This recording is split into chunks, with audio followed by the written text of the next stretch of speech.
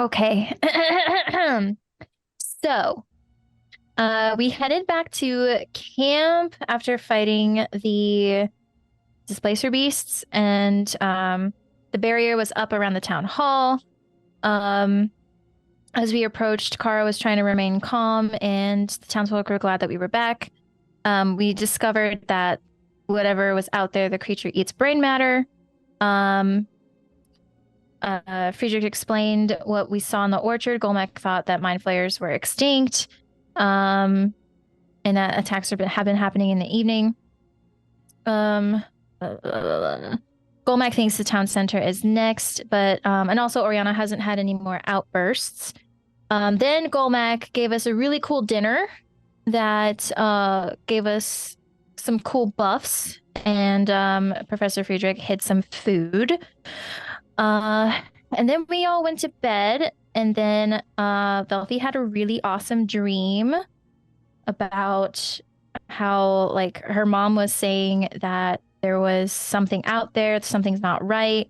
And then her dad was saying to just let it be, that if we do something, we're gonna be in trouble. And her mom is like, there's other people out there. And then we leveled up.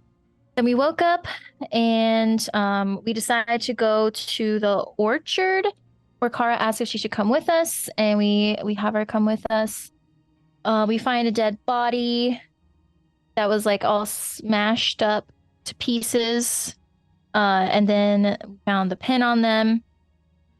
Then I believe it was Sheila that went off to the left, and then there were three figures there. One of them was a mind flayer. I don't remember the other two. And then we were in combat, and then while in combat, Velphie almost got eaten by a mind flayer. And Ruen thinks that he's seen this mind flayer before, but he's not sure. And we found some more member pins on him, and then we started heading back. So that's what I got. Awesome. So you have inspiration, another point. Sick. So yeah, you guys just finished the battle. Ruen has now covered this mind flayer's head to try to cover it from the townspeople while you guys are making your way there, and Kara is very much trying not to puke. Is there anything you would like to do on the way back? I think I'm gonna just kind of walk up right next to Professor Friedrich and just kind of in a low voice say, I have been having these weird dreams where it's my parents, and my mom is telling me that, or telling my dad rather, that there's something wrong and there's other people that are out there.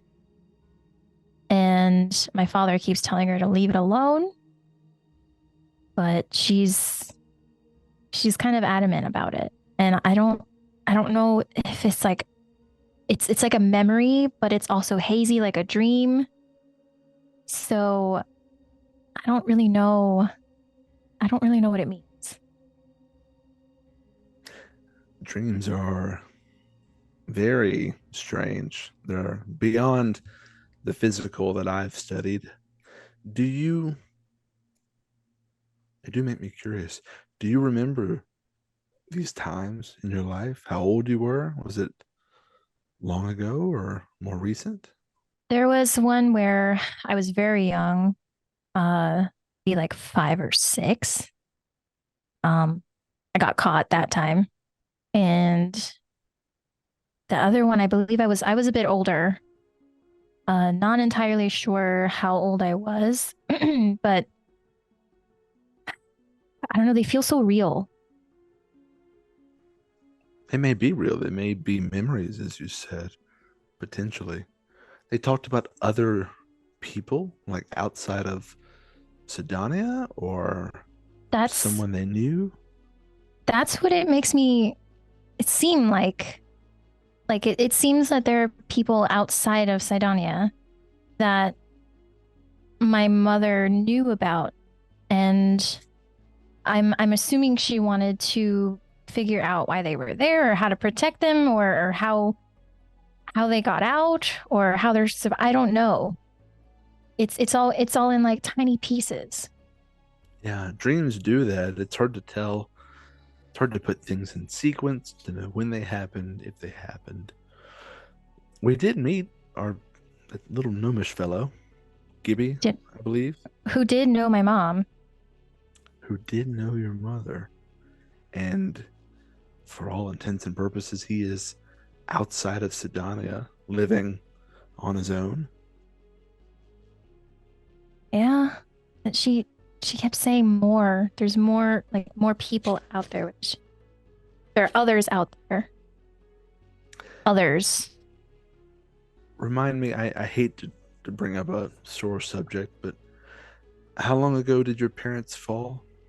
2 years. 2 years. And you don't recall any conversations of this nature in your waking hours? Not that I can recall.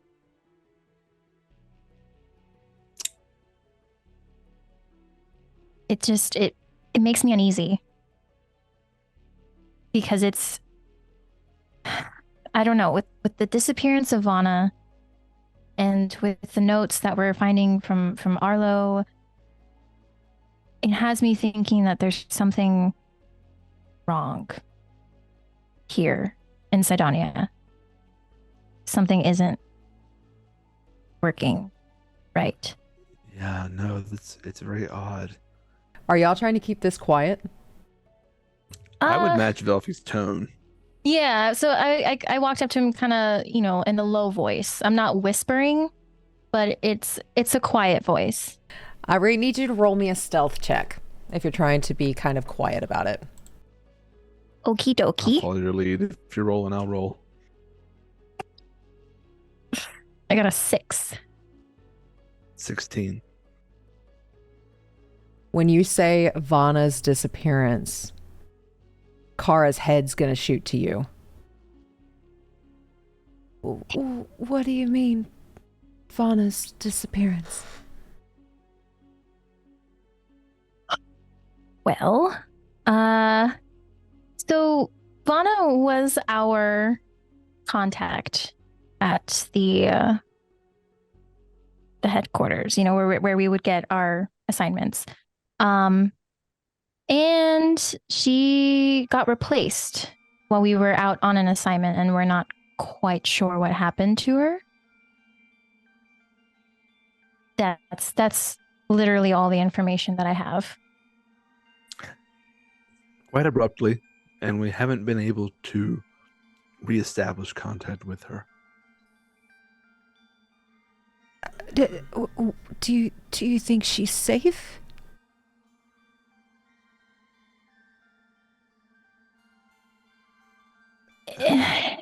We don't have any evidence otherwise, but it's hard to say because she was just gone. There was no contact when we asked about her. We just got very basic answers, like she's just away, or you've been replaced, or we've replaced her with me, Dalmet, our new contact. But we don't have very solid information on where she went. we openly know of their connection, right? Yes, she said in front of you all that Vana was her sister that she was trying to get in contact with and hasn't spoken with in about 15 years.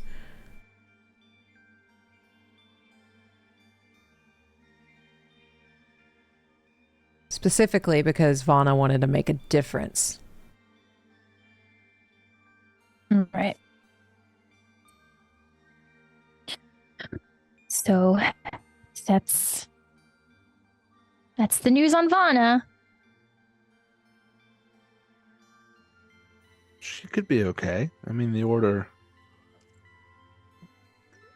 we're not, bound to any one particular handler, so to speak.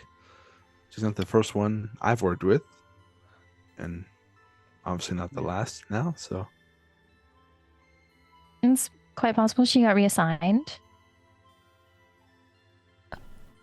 Okay. And you're gonna notice her face just kind of goes blank for a bit. And she's continuing to walk, but it's almost like she's extremely deep in thought as you guys continue on. I'm going to turn back to Velphie. Do you have anything of your parents' possessions or anything? Uh, I believe DM was the loot. The loot belonged to my mother that Gibby Yep. gave me. The loot Okay. was your mother's. Okay. So the loot that Gibby gave me actually belonged to my mother.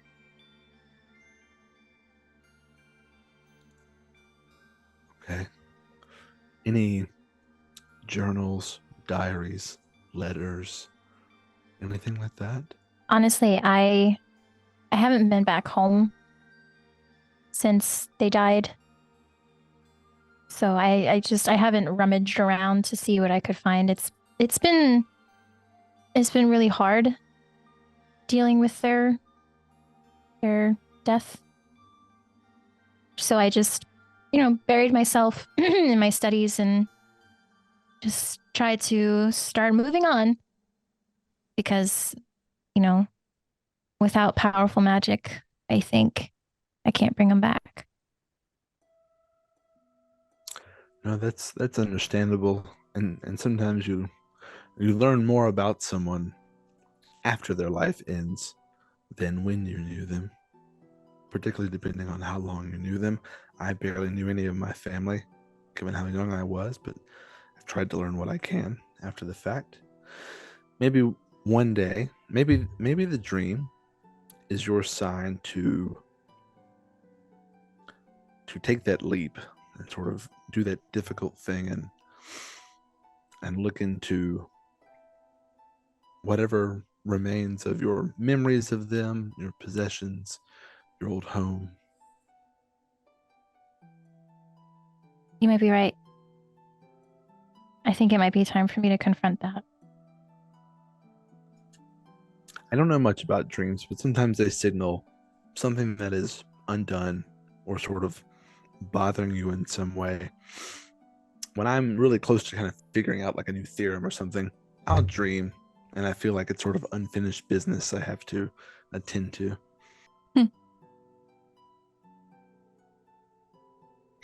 It's an interesting way to put it. So, well, I just wanted to get that off my chest. It's just been very confusing. how long have you been dreaming now? Is it recent? Recent, yeah. It started on our second when we went to the mansion. Actually, I think that was the first time I had one of these dreams. Not too long ago. Oh. Yeah. Well, I am fascinated, as I tend to get. So, if I can assist in any way, I know it's a very personal matter, but I will help how I can. Thank you. So better. That's good. That's what matters. You're not alone in this. As personal as it may be, you have options. Yeah, I guess that's just something that I need to remember. Like I feel like a lot of this falls on me to solve because I made that promise to myself that I was going to figure out a cure so that way no one else would fall. And I think I put all this pressure on me to try to do that. And I don't realize that there's other people that could take some of the weight off and help. It's very one It's track. a very familiar feeling, I will tell you. As soon as I figure out a solution to it, I will let you know. I haven't found it myself. Ah, the mind of a scholar.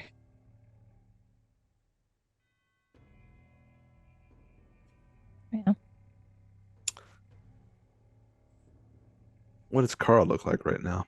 Kara is still very much like dazed. Like very nervously dazed. What about Ruen? Yeah, would Ruin have heard us talking to Kara? That is up to you. I mean, Were you trying to keep it like if you were? no, I wasn't trying to be, because I don't think Kara was really near us, like right next to us, but I feel like the Vana conversation would definitely have been heard.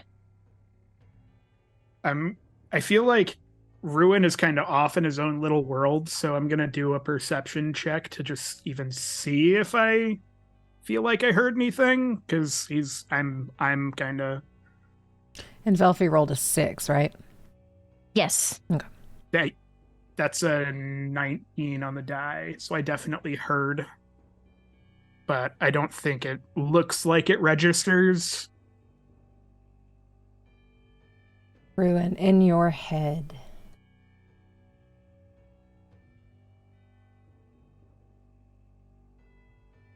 Traitors. All of them.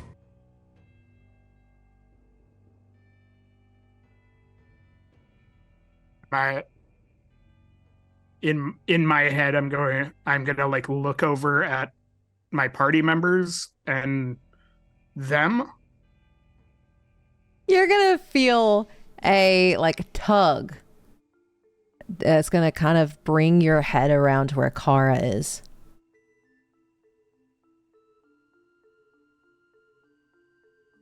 Traitor. And then you're gonna feel your head turn to Velphie.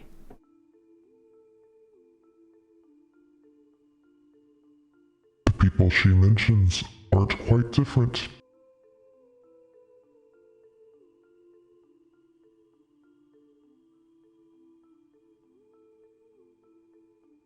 I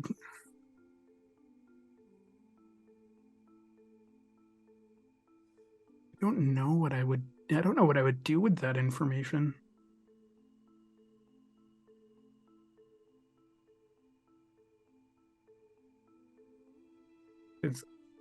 I'm just thinking Like- out loud. I don't hear any of this. I'm just thinking out loud. No, this is taking place in Ruin's brain hole.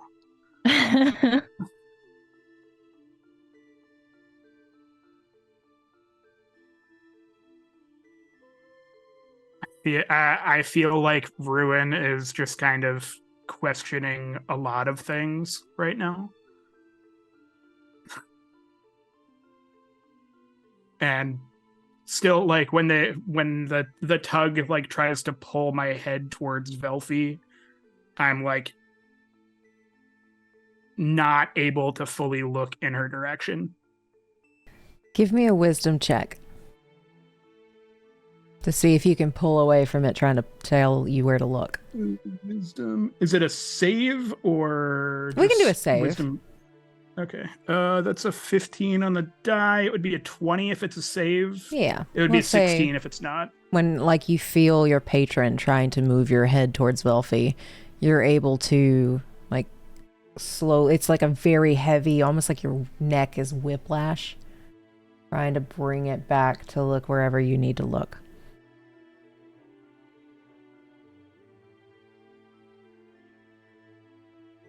You signed up for this, boy.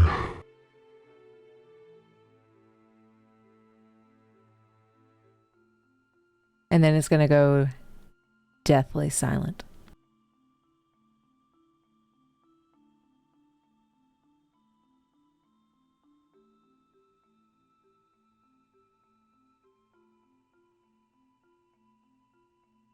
Feel like Ruin just keeps his head forward and is just.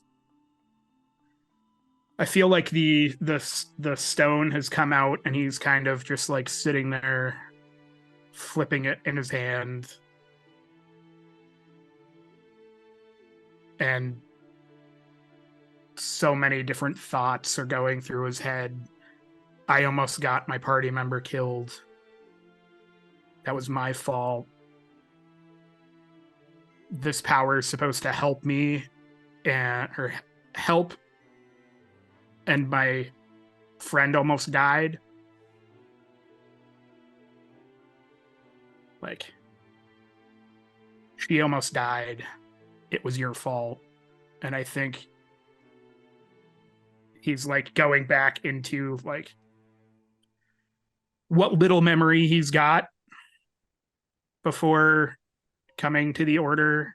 He's kind of like just going back into that. It's your fault. It's your fault. It's your fault. And at this time, you guys are starting to get closer to the Druid village. Sheila is you're going to hear the little vibration of her pen, and she's going to tap it. And y'all are all going to hear, Sheila, report to base now.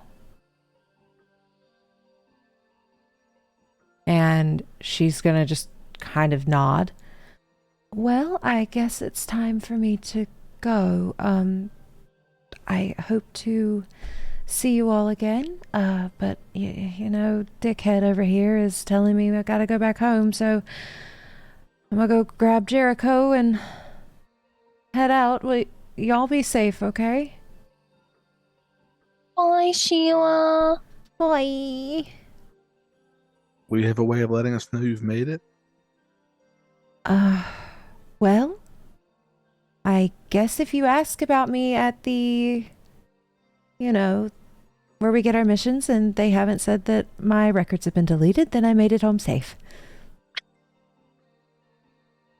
That's reassuring. They don't answer a lot of our questions there, but perhaps. But I wish you the best on everything, and I'm gonna go grab Jericho.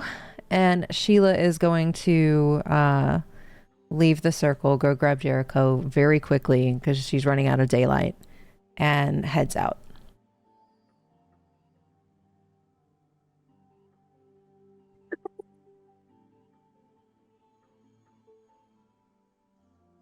Princess wave base. Queen wave. But as you guys are approaching, you guys will notice that the group is still in the town center. They have not left to go to the secret place that Golmack has mentioned. It's very similar to the night before, where they have these little cliques and everything, and they're getting ready for when night falls. And they see you all approaching, and everything gets quiet for a bit as they watch as you guys enter the circle, the sphere. I feel like Ruen goes straight for the medics area. My brain forgot the word. That Infirmary? Triage. Infirmary, triage tent, whatever the two set the mind flayer's head away so it's not hanging off of his belt or over his shoulder or however I was carrying it. Okay. And it is in this sphere as well. People are typically trying to stay away from it just because that is where the bodies of the other people were placed. So you're able to go drop the head off very easily. Oh, and I never went into the tent, so this would be my first time seeing the bodies. And so you will notice the 3 bodies are completely mutilated, huge gashes over the fronts and backs of their bodies. One of those 3 has the hole in the back of his skull. One tiefling has been stabbed with a short sword relentlessly. that was the one that was in the wheat field, right? The one that's been stabbed a bunch is in the wheat field. And one appears to just be rotted, which is weird because the rest of the bodies haven't rotted.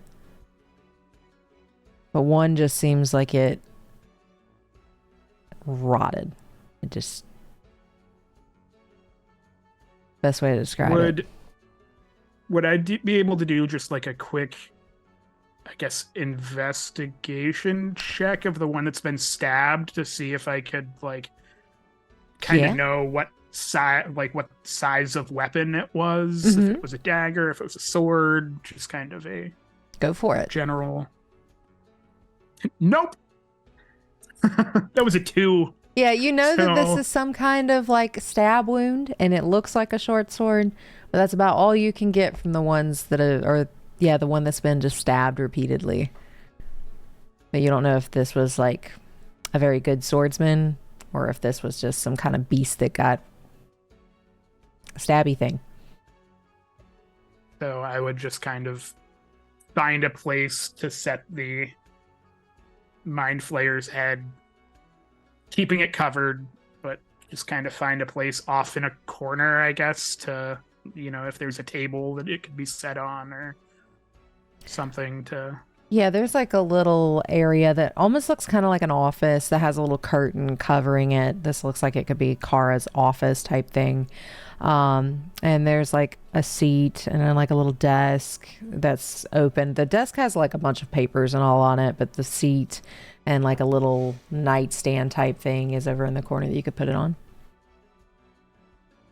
I'll put it there and make sure to warn Kara that there is a mind flayer head on the nightstand in her office, so she doesn't like walk in and go.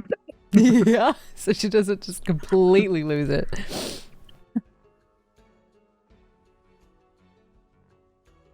During this time, is Velphie and Professor Friedrich doing anything? I think Velphie would have just gone to the town center Okay. because that's base for now. Mm-hmm. Yeah, same. Probably straight to Golmac if we see him, to tell him that we think we were successful. Yeah. Okay. And Ruen, are you joining the rest of the party? Yeah.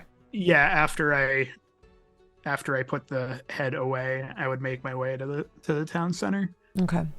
So as you all enter the town center, you'll see Golmac. He still looks very tired from yesterday's spell casting, but everybody in the town center seems to have a little bit of higher spirits, especially seeing you all return again for the second time when the first group never did. So this is really good spirits. But Golmac just looks tired.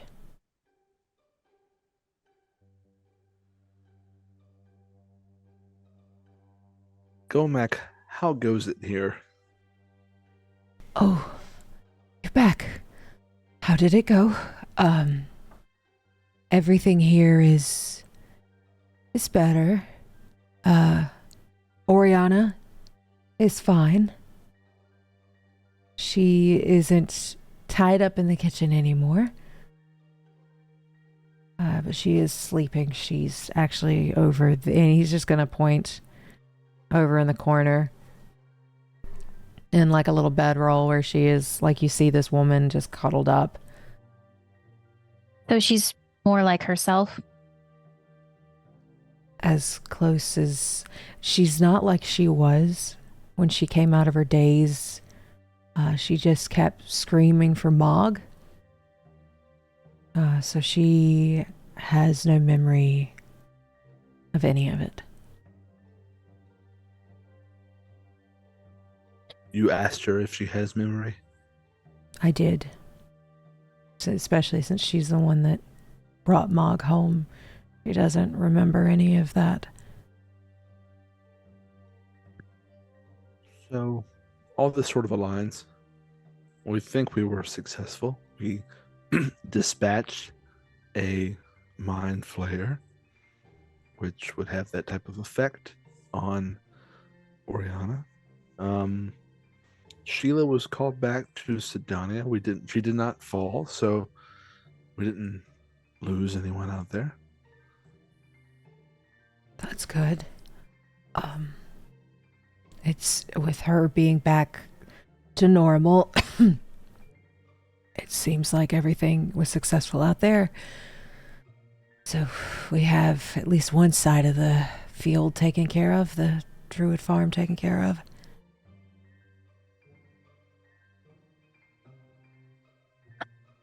How late in the day? How late in the day is it for like us getting back? Because I know we went in the morning, or we went fairly early to like get over to the... It's not quite like sunset, but it's like 4-ish. So it's later in the afternoon. You guys probably wouldn't be able to have time to get that done today. Okay. But you guys could like rest, get situated, and then leave early in the morning for the next one. Unless we want to fight overnight. Unless In you the want to fight dark. overnight. Seems dangerous. It does. It does mean that we're going to lose our fancy little extra HP and whatnot. We That was do my buff. that was my brain. But Well, I can always be very inspirational. you were well right now. Ruen, I True don't know. statement. I don't know if he would say you are always inspirational right now. I think he's still kind of like off in his own. I don't think I've fully joined the group. Like I'm kind of inside the town hall, but I'm off kind of. Golmack's gonna take. He's very tall, very large, so he's gonna just take a few fingers and pat between your horns on your head. Velphie, you are very inspirational, little one. Thank you.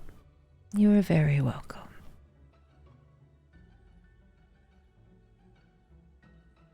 I second that.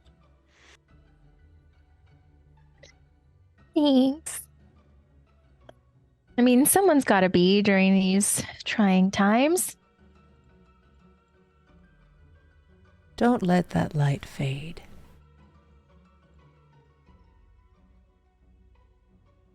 Try not to. So, things have been good here. Otherwise, no attacks. Nothing's come to the town hall area or within the field. No attacks. Everything seems to be in a little higher spirits. It almost feels like we're safe. But I know that that's not the case yet. The body in the infirmary that was found in the wheat field, which is our next destination, was killed by a weapon. Do you have any idea what that could have been? Do you have any enemies or anyone? I mean, this is a more intelligent type of being to wield a weapon like that. I mean, I am very old. I don't think I have any enemies, but we are the supplier for Sydonea. So I guess the better question is does Sydonea have any enemies?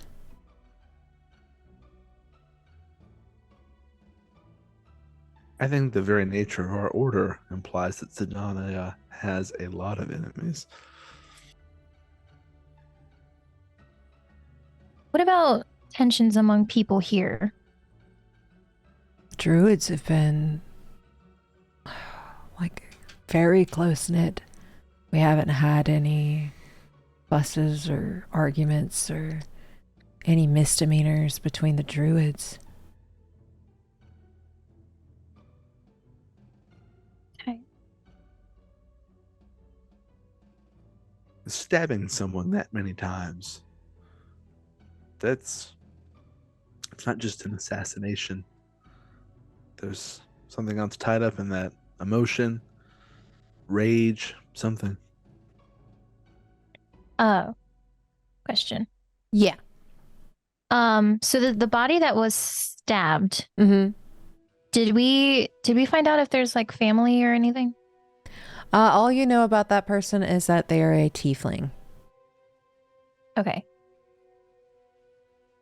But y'all haven't asked about family members or anything like that. Oh, okay.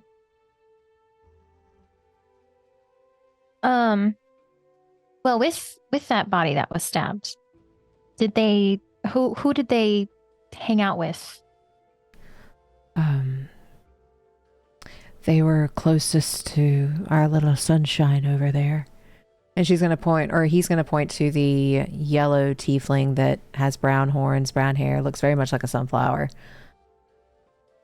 But she was in the orchard when it happened. Well, I don't know about you, Professor Friedrich, but it might be Might be good to talk to the yellow tiefling. I agree. Get some information. What was their name? We just always called her Sunshine. Did she respond to Sunshine? Yeah, she does. Okay.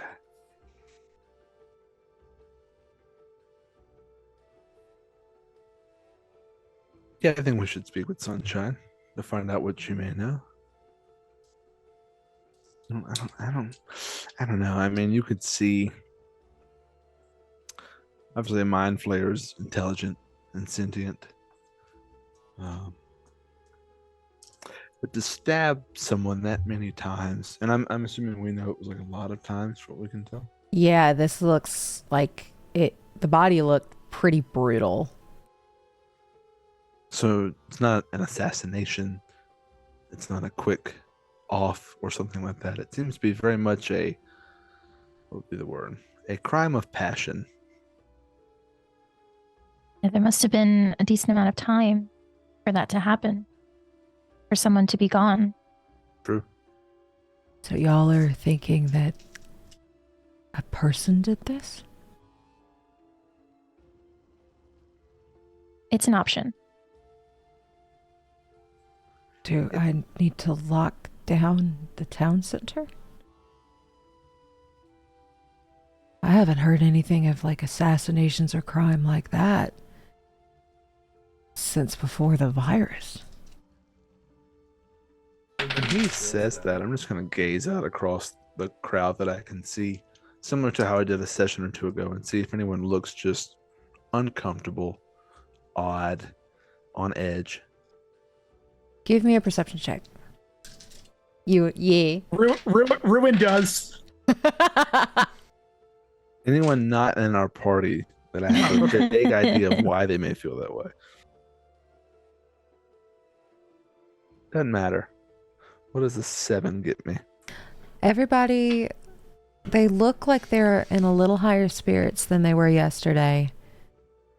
You see some people laughing. Some people still look very worried. But the Reapers came back. So they're taking care of it. So that is a sense of ease among these people. But you don't get anything like Oriana. So everyone I see looks at ease. I don't want to say everybody looks necessarily at ease, but you get a little bit more of a sense that it's not as tense as it was yesterday. Okay. I guess what I'm trying to get at is if they see that we came back successfully, if someone here did that, they'd be getting nervous about now because they'd be thinking like, these people are actually figuring stuff out. You don't see anybody that fits that criteria.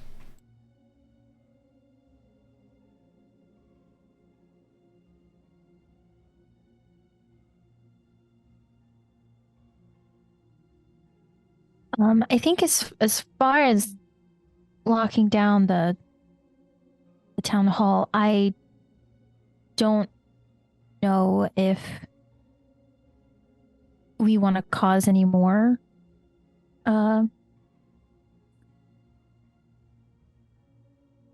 tension, panic Good point. just yet. We're still, like I said, it's just an option. It's not anything that we've found hard evidence with. We're just trying to come up with as many explanations as we can. Okay. That makes sense. I can't, my heart bring myself to think that it was one of the druids. Golmac, is there anybody like that wasn't a druid that is still missing outside of Order members that have gone off? Outside of Order members, no. Give me an insight check. Can Which we all die am I? inside if we're listening? Which If you want to, yeah. die am I?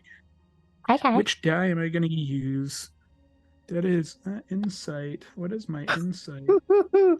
I got a net 1 + 3. 14. 6. With the nat one, he is the most honest furbolg you have ever in your life met. He is sweet, he is kind, he likes his little like duck squishy. This man can do no wrong. With a, you said a what? A 7? 6 with a 6. He looks a little shocked by the question, like who else would have been here? With a 14. His body language tensed up for just a second. So there's something. So I would gather that there's something that he's not saying. There's something he's not saying, or there's something he is protecting from that, like, just little twitch. But you can't pick up if that was a malicious twitch or if, like, he genuinely is trying to, in his best way, protect something.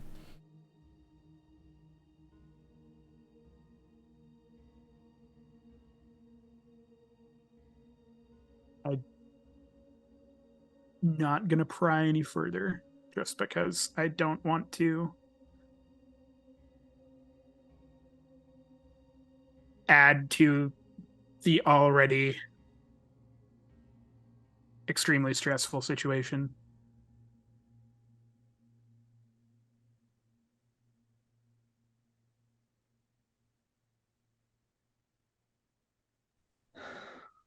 Well, we have one more area of the farm to clear. Things seem to be decently in order here. Though it is getting late, we could plan for an early start tomorrow, like we did this morning. Try to secure the entire farm. Hopefully, nothing beyond the wheat field is compromised while we sleep.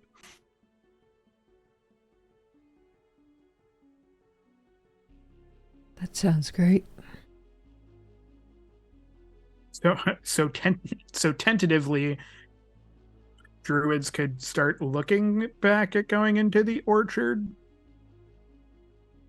I would feel better eventually.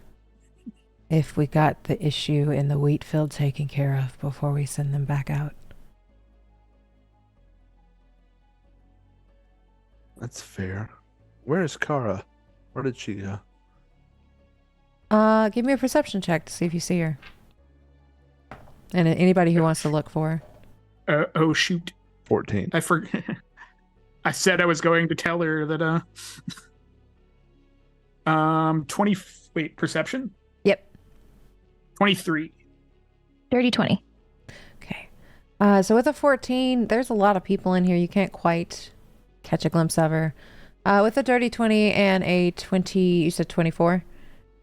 23. 23. Y'all are going to notice that she has kind of made her way to a back table in a corner and is just staring.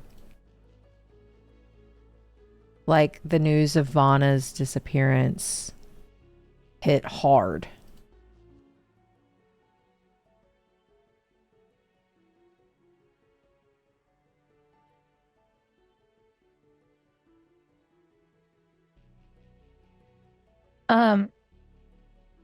Professor, did you ask that out loud? I did. Okay. Yeah, I don't see her, so I guess she went to bed. Well, I think she's over in that table back there in the corner. Can't really see it too well. Can I sort of get a glimpse now that... Yeah, if Velphie pointed it out, you get to see it. Or see her. I wanted to ask her about Vanna. And I'm saying this to Ruen and Velphie now. I wanted to ask her about Vanna. She seemed very nervous when her name came up earlier. And we haven't heard from her either.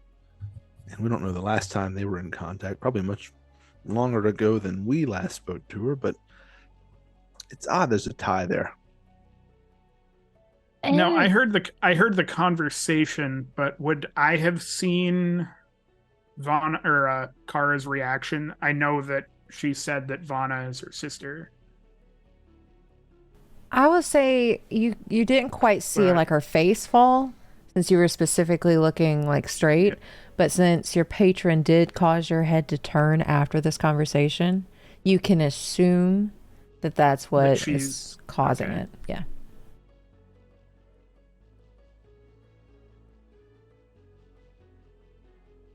I really just I, want to ask her, you know, when's the last I, time she heard from her? Has she tried looking for her? She hasn't seen her in 15 years. What has she even tried to do? yeah, I mean, I get that they were sisters, but I'm wondering if her reaction is a bit out of character for someone that you haven't talked to in 15 years. That's a good point. If you haven't heard from someone in 15 years, it seems odd to be shocked that we haven't heard from her in a couple of days.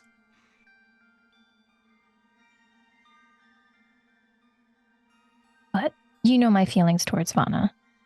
So maybe I'm clouded by the way I'm thinking about her. How are you thinking about her? I, and I'm going to say this kind of low just to both Ruen and Friedrich. I don't think she is on the right side.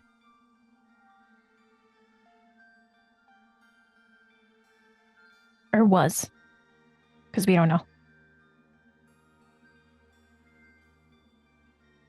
But that's just it's a tiny worm in the back of my head that's just been sitting there.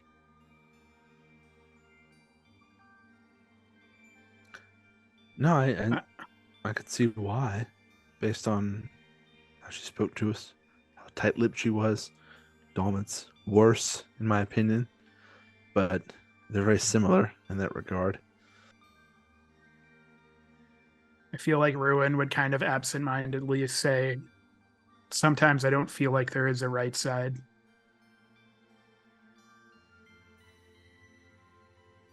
Fair. That's a fair point. The more complicated things get, the harder it is to tell. That's for certain. Yes.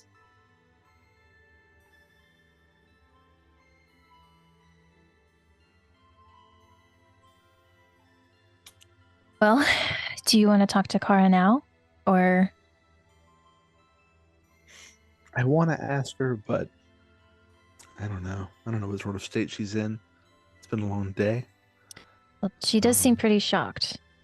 I don't know how open she'd be to talking. Maybe she needs time to process. Maybe we need to talk to her to get her out of that headspace. I don't know. Perhaps. I have an idea. Can I walk up to Kara, make my way across the room to her? Sure. Hello there. Oh, hi. And she looks a little startled. I don't mean to bother you. It's been a long day. Hopefully you rest well tonight. I wanted to extend the invitation to you. We have mutual knowledge of Vana in common. If you would like to speak about anything related to her, ask any questions, we probably don't know much. The invitation is open on your own time. Roll me a persuasion check. Didn't dump charisma. I normally do. Might as well have. 11.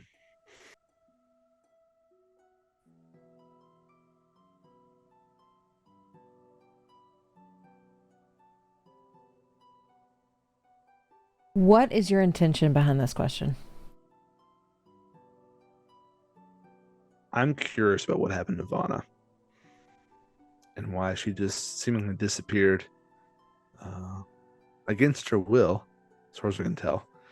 And this is the first person we've met that knows who she is and has some sort of personal connection with her. So I want to know, but I don't want to bombard this person with questions and scare them off.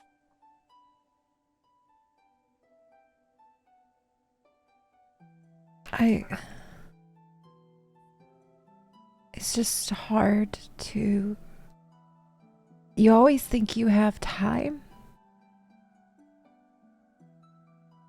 until it is snatched from underneath your feet.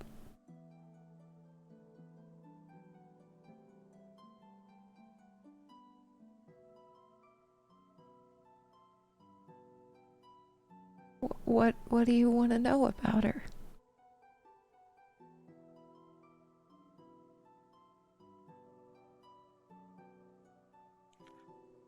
When's the last time you spoke to her? What are you planning on doing with this information?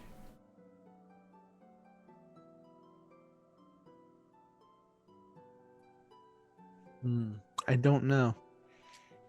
I don't know yet. We don't really have information at all to do anything with. Then I'd prefer not to say anything.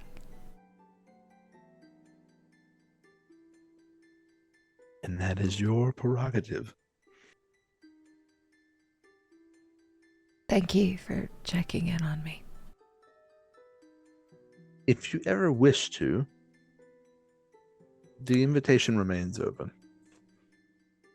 I appreciate it, Mr.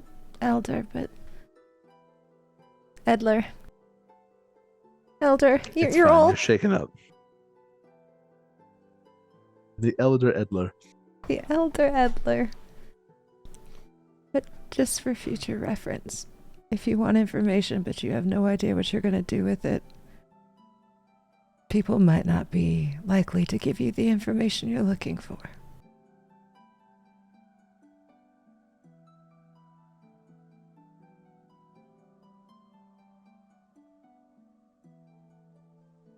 Have a good evening.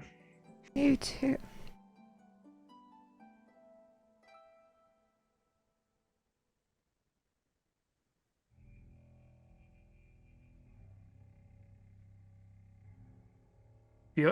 I feel like Ruen would have walked up like as the professor was leaving, and not to like add to Kara's already. Just so you know, if you go into your office, that is where the Mind Flayer's head is. So I know you've got a lot that you're dealing with right now. I just don't want you to get surprised when you walk in. It's still covered. But I didn't want you to get surprised. At this time, she is just going to puke. She is going to lean over to the left side. And Fair enough. Everything is out.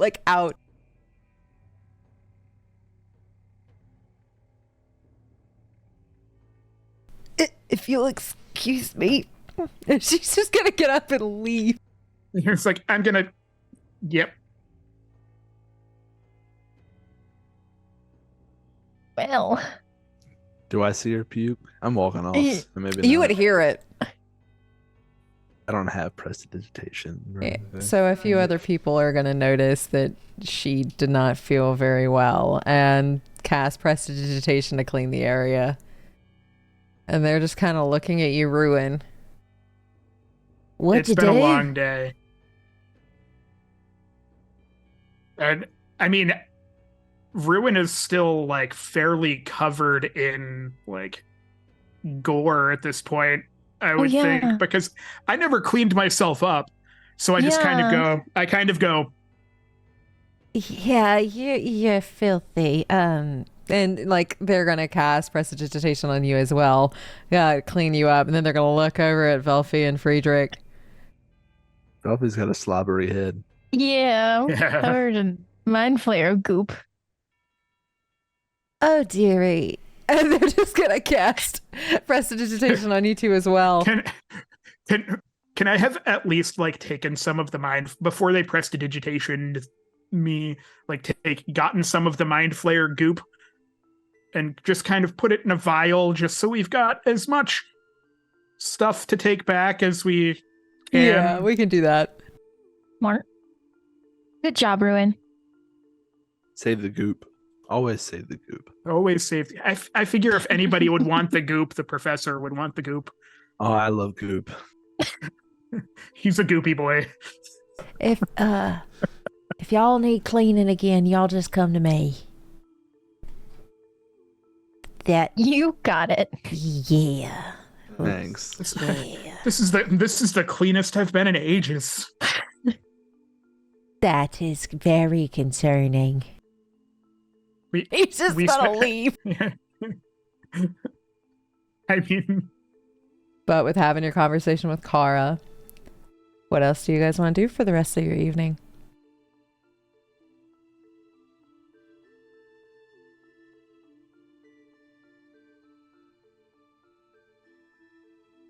I don't know if there's much that Ruen would want to do.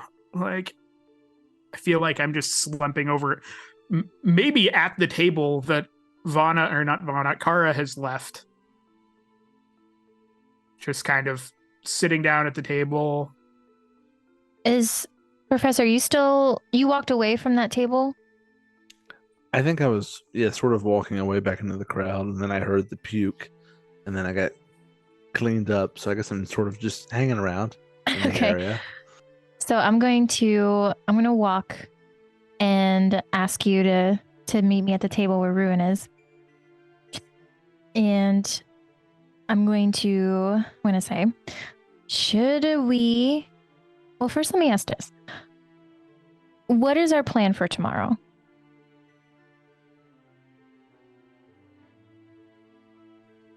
I don't have every detail, but I was thinking we get up early, go to the wheat field, likely invite Kara with us if she's willing, eliminate whatever threat may be there, ensure that there's no other lingering threats to the farm, and then check in with Golmac before we, depending on time of day, head back to Sydonea, because they will probably start to inquire. This will be our third day here, I believe, or maybe our fourth, depending on what time we arrived the first one.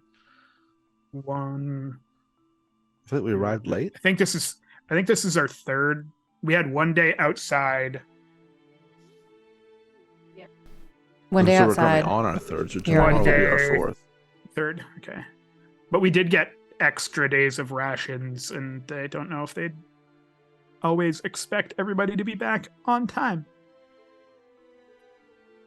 Right. So that was what I was thinking, but I'm open for So anything. I would- A curious sort.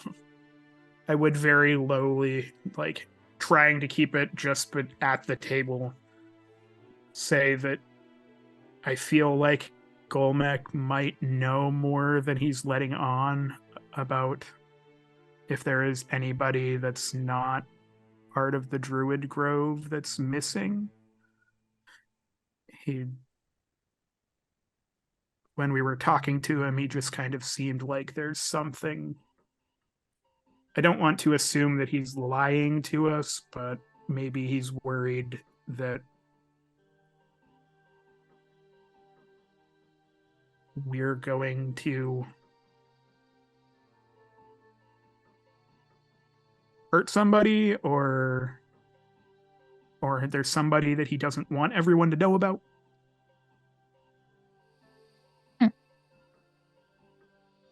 I didn't pick that up. I'm not really great at reading body language, I'll admit. Better at reading books. But I mean, if that's how you feel, we can keep an eye on that. Because as much as I trust you, Ruen, Golmac is, still a fairly new acquaintance. But I know that I trust you, Ruen. Agreed.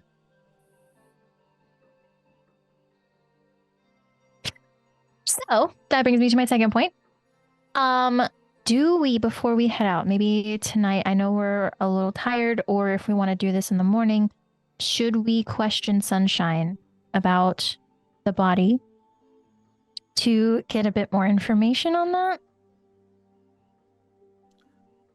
I think that's a good idea. Maybe What, casually like, tonight.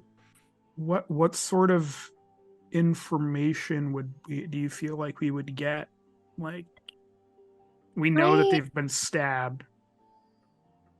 I mean, I think we may be able to figure out who else this tiefling was involved with. If they were close to Sunshine, Sunshine would probably know of any squabbles that they may have had.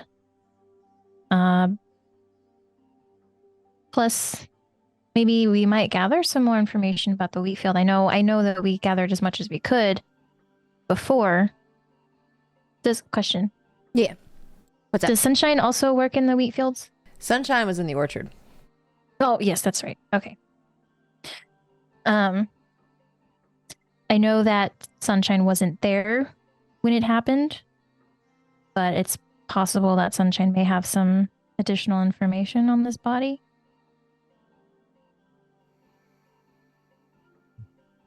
And that's fair. I mean, we've only been working together for a few of these excursions, but the only things we fought that wield tools as weapons have been other people. And all of them have actually been former Order members. If I recall correctly. holy crap, that's true. Holy crap, that's true. And that's me saying that, not Ruen saying that. Yeah, the only people who have had weapons wielded against you have been other Order members. Wow.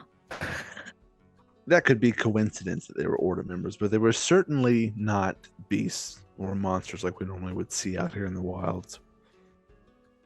They had intention and motivation, not instinct behind it. Would I, maybe in any of my reading, would I have come across any kind of like beast or animal or something that may have a short sword type of tentacle or claw? Give me a history check. Okie dokie. Just my history. Would I know of anything that is stabby? 18. 18. You have read stories on a realm of shadows where there are all kinds of monstrosities that can pick up weapons and use them. Well, I mean, if we want to not think of it as another person, so far as Professor said, all of the people that have wielded weapons against us have been other Order members. I do recall reading a book about the realm of shadows. What are books? You saw them at Kitty's. Oh, okay. About the realm of shadows, where there are all types of creatures and monstrosities that are capable of wielding a weapon. So it is, I guess it wouldn't be wild to think that there's something else out there. It may not even be anyone here at all. But I don't know, this one just seems it's out of the ordinary. And as you're talking about this, give me another history check to see if this pops back up. Everyone or just Velphie? Just Velphie. 13? It starts to come to the tip of your tongue, and then it goes back. God, I hate that so much. No! It's right there. I know what it is. Why can't I brain? Darn it. Ay. So I don't know. What do you guys think? We talk to Sunshine. We get rest. Talk to Sunshine in the morning. Talking to her now would probably be better than waiting until like we're getting ready to head out the door, I guess, because then it would just be like, oh, cool information, bye. Yeah, I agree. I don't want to have to have our timing rely on Sunshine either. Maybe Sunshine's a late riser. Depends on what time of the year it is. That's funny. Oh, Ruen. Is the mood still a bit jovial?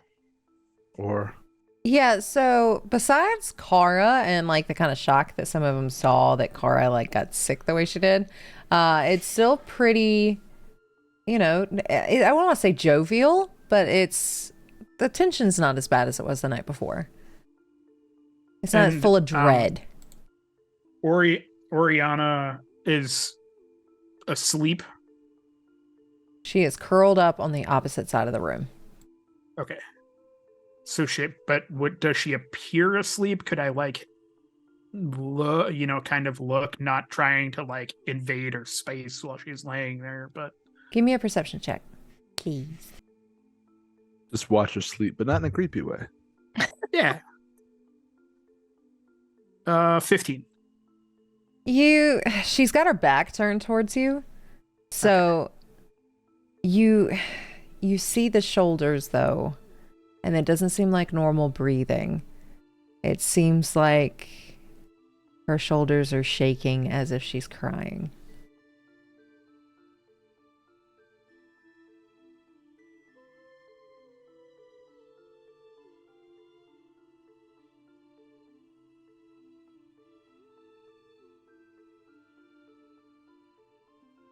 I feel like Ruen, knowing how he is, knowing that he kind of knows where her head is, kind of, would just like quietly make his way over. And do what? Trying to think of how to word it. Would you like a second to think about it? Yeah. And see if I can come up with something. Otherwise, I'm just not going to do it. And I would just kind of... Well, while Ruen is thinking of that, you guys notice, Velphie and Friedrich notice that Ruen has gotten up, left the table, and is heading over to where Oriana is. What would you two like to do? Well, I guess he is not down to question Sunshine. Or perhaps, we could start and then see how talkative Sunshine wants to be. Get a That's feel. what I'm curious about. Get a feel. Okay. Maybe very tight-lipped. It's really hard to tell. Some people here are more talkative than others. Yeah. Well, I would hope that people would want to help us. So. Agreed, and hopefully what we did last night shows that we are here to help. I think there was doubt about that to start. Yes. So, shall we? Do I see Sunshine anywhere? Yeah, Sunshine is a very bubbly little tiefling that is pretty much going back and forth to all of these different people. Hi, how are you doing? Are you okay? Is everything okay? Is everything good? Are we okay? Yeah, everything's great, isn't it? We're okay. And they came back. Everything's great. Like, very bubbly. She has the name Sunshine for more than just how she looks. That is either a very short memory or a coping mechanism. Well, I would say a coping mechanism, just because I feel like I can identify with that type of behavior. Especially checking on others when you may not be doing okay. I could see that. So, shall we? Yeah, let's. You're I'll be honest, you're more inviting and welcoming than I am. I'm a curmudgeon-y old orc sometimes. So, Oh. I don't know. Maybe you can connect with her in some way and loosen her lips a bit. Oh. Okay. Talkatively wise. That's what I was thinking too. Yeah. Exactly, yeah. All right, so Velphie's gonna make her way to Sunshine. Oh, Oh, hi, how are you? Are you okay? Do you want some sunflower seeds? I got some of these this morning. I love sunflower seeds. Thank Thank you. you. So much you like them. Thank you for helping us earlier. I'm really excited you were here because, like, without you, this wouldn't have been fixed. And yeah, Well, thank you so much. I appreciate that. I'm so glad that you're here, and I love your attitude. oh, thank you so much. I love your attitude. And she's actually gonna like reach in her back pocket and pull out like a little pink carnation. Here you go. Oh my gosh, thank you so much. Of I course. love it. I'm so glad you like it. You know, I haven't seen a carnation in real life. Oh, we grow them in the flower field over in the other side. Thankfully, nothing's going over there, so we're good over there. This is really pretty. I'm glad you think so. I grew it myself. Well, good job. That's amazing. Thanks. So I wanted to ask because you seem to, I was informed that you had a relationship with the tiefling that is in the infirmary. You're gonna notice like the sun shininess kind of like fades for a second, and like it looks like she's trying not to cry. Yeah, they were my best friend. We used to like, we used to grow sunflowers together, and we used to like work together, and he's gone. But you still have the memories. You can look fondly on those. Yeah. Celebrate his. She, like, you can see the tears are starting to kind of like pour as she is just grinning.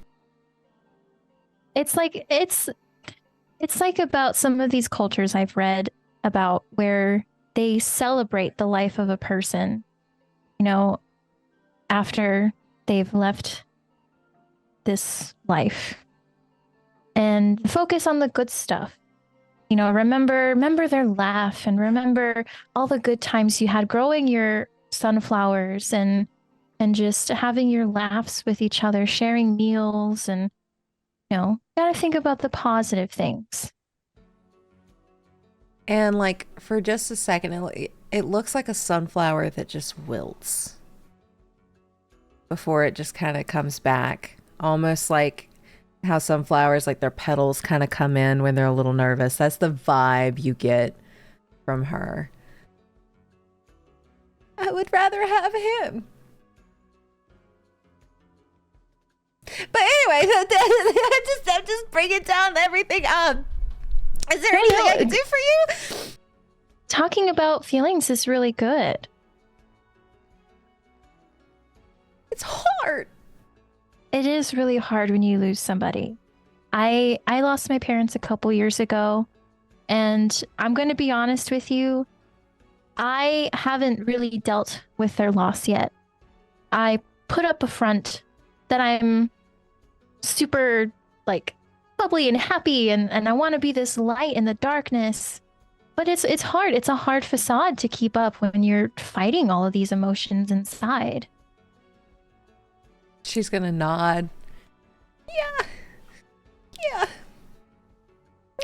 And then like she's just gonna break and like throw her arms around you and just lose it and just bawl, and like it makes the scene. Their little sunshine is like completely bawling over the whole situation, and they just all kind of like look for a second, and like you could see the heartbreak on the other people's faces too, as like after hearing your story and then her feeling a similar way, just cracks and is just like holding on to Velphie and crying into her shoulder. Oh, I'm gonna wrap my arms around her, you know, like make her feel seen and loved because she is seen and loved. I'm gonna say it's okay. Let it out. We gotta just cry. Get it out of your system. Back. I know. Trust me, I know. But the least we can do is figure out what happened and put everything to rest. And she's gonna let go and just like very like quickly trying to wipe these tears away, and like they just keep falling as quickly as she tries to like shove them out of the way. I don't know what happened, and I don't know why it happened, and I wasn't there, and maybe if I was there things would have been a little different, but I wasn't there. I was over in the orchard that day and things just didn't go the way they were supposed to. Shine, it's not your fault. It is not your fault. It is not your fault that they are gone. Okay, I want you to think that from now on. It is not your fault. And she's just gonna nod, and it's still like smacking her face trying to get these little tears to go away. But I do have to ask some questions. Yeah, anything I could do to help.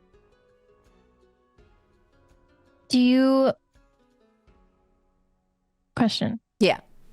Were we ever told their name? No. Okay. First off, what was their name? His name was Bud. Did you say butt? No, they said Spud. Spud. But Bud, like a potato? Like a potato. Okay. Bud. Is that a No. nickname? I'm not there, sorry. Well, no, actually, I think you are there, aren't you? Oh no, yeah, I am. I am listening. Yeah. I'm clearly heartless. I'm not Yes, his reacting. name is Spud. Spud. Okay, Spud. So, do you know if Spud had any altercations with anybody else here? No, Spud was really nice to everybody, and he liked handing out potatoes, which is why he got the name Spud. And I don't really think people like potatoes that much, but we wanted to really enjoy the potatoes because he really liked the potatoes, and it just so unless somebody didn't like potatoes, I don't think that they would have had a squabble with it. You just hear Friedrich with his little pad going, likes potatoes. Spud like potato. All right. But potato.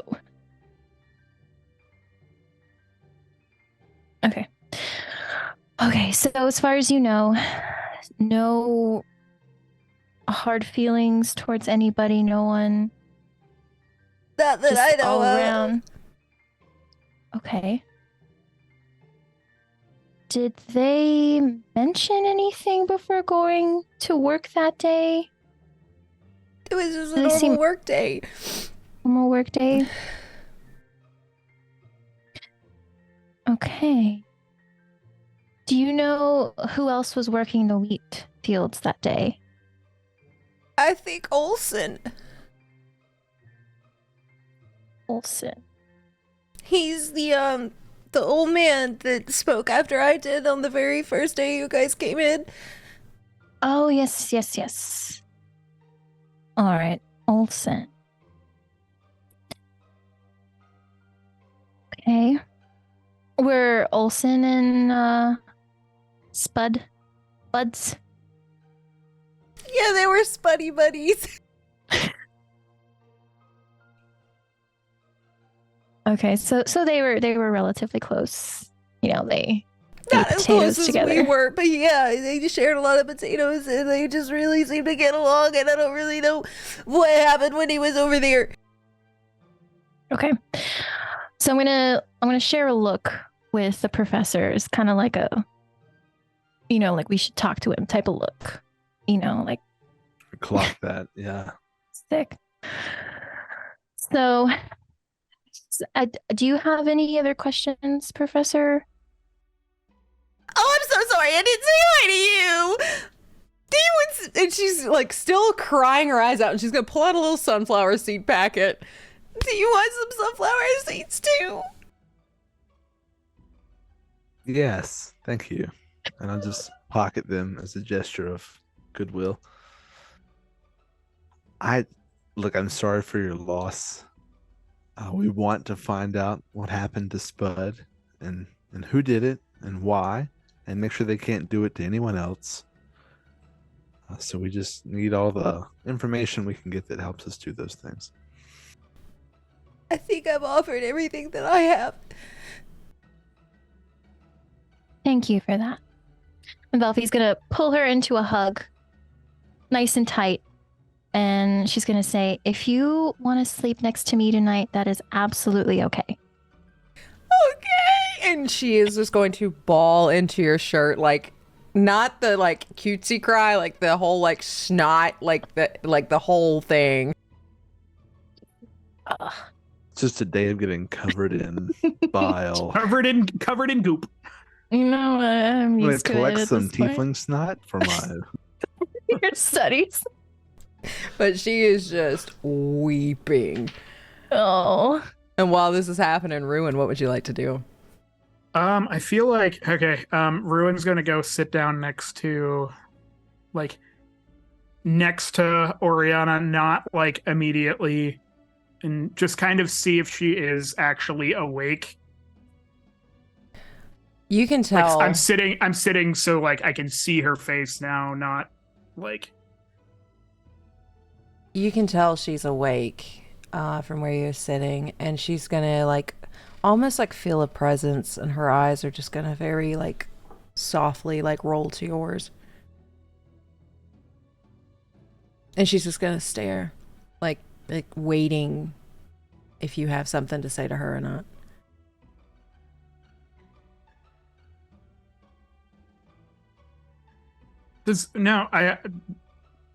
Did Golmax say that she knew that Mog was dead? Does she know that Mog is dead, or? From how she's reacting, you can assume, because Golmax said she woke up screaming for Mog.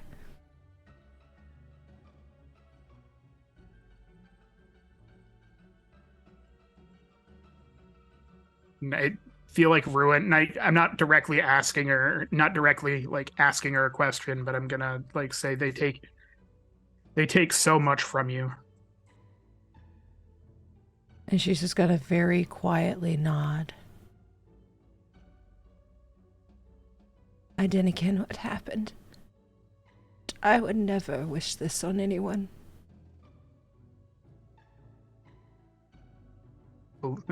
Believe it or not, I know how it feels.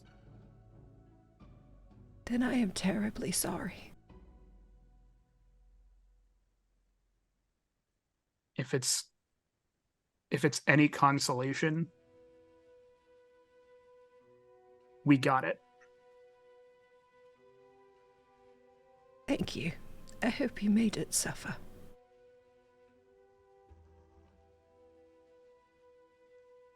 And I'll just like lightly like pat her on the shoulder and head towards the. And when you're walking away, you're going to notice like her knees come up to her chest, and like she just gets in an even tighter ball.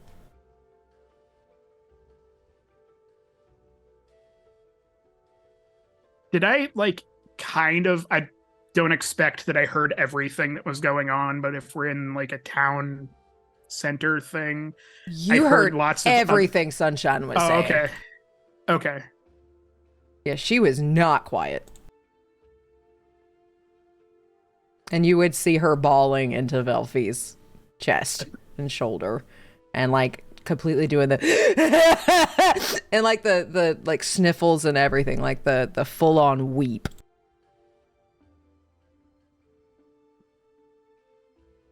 Like walk up.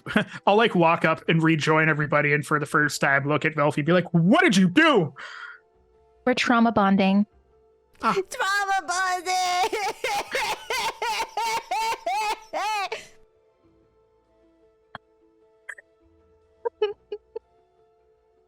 Yes.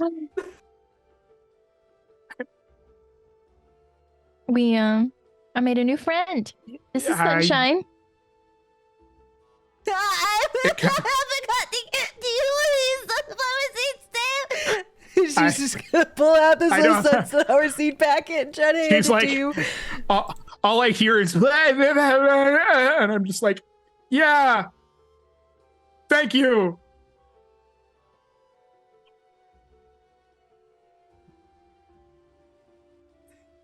Yeah, she's just as happy as a ray of Like- whatever. I'm like leaning over to the professor and just like, what did I just take from her? Like, what did I just take from her?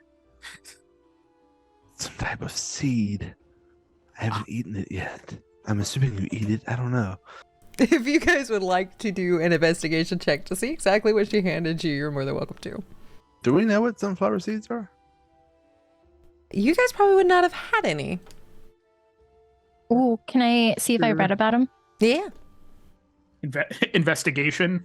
Yeah. That is the dirtiest of 20s. Nice. 14. 15. 12.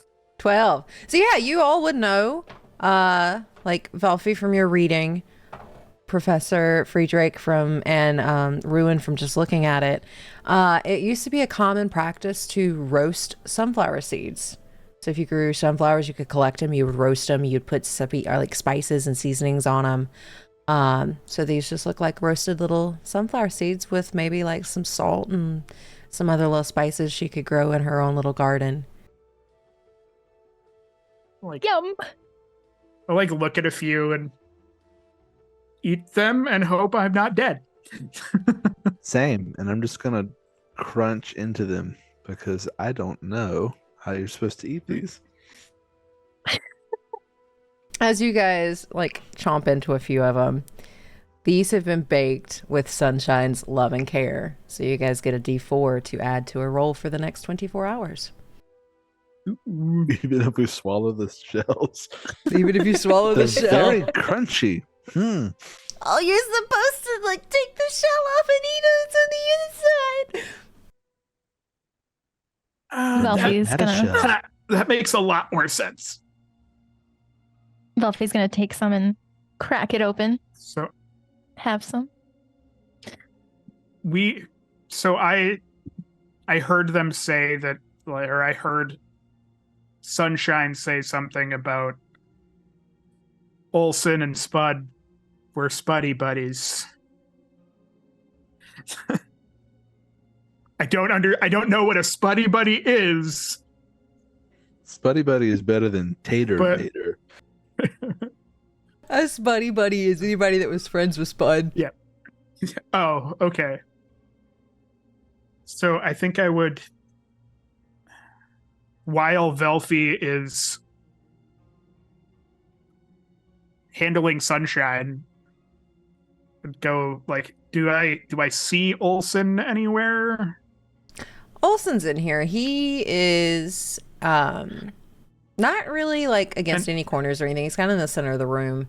And he is just kind of tucking himself into his night roll.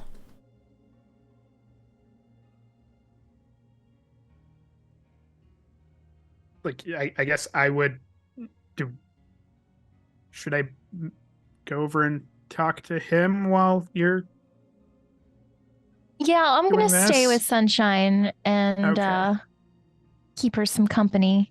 So Olsen's an old man, right? Mm-hmm. Yeah. Maybe I can connect with him. Are you good with Sunshine, Velphie? yeah, I'm good. I don't know how much. It's pretty late for an old man to still be awake, but we'll see. It's like Yeah, you 5 must be. p.m. Is it Yeah, five? you must be tired, Professor. I know. I should have had dinner 4 hours ago.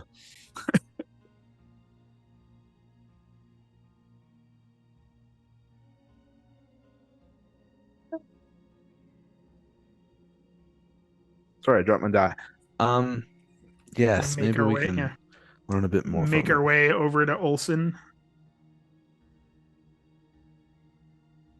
And what would you guys like to do? Wake up! No, Get out of bed and put on makeup. Hello. Hello, are you Olsen? Yes. I am Olsen. How's your evening going? It's been long, and I would like to go to sleep.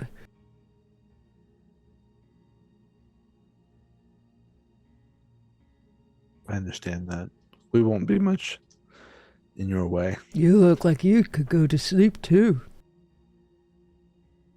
Don't threaten me with a good time. It is a good time, isn't it?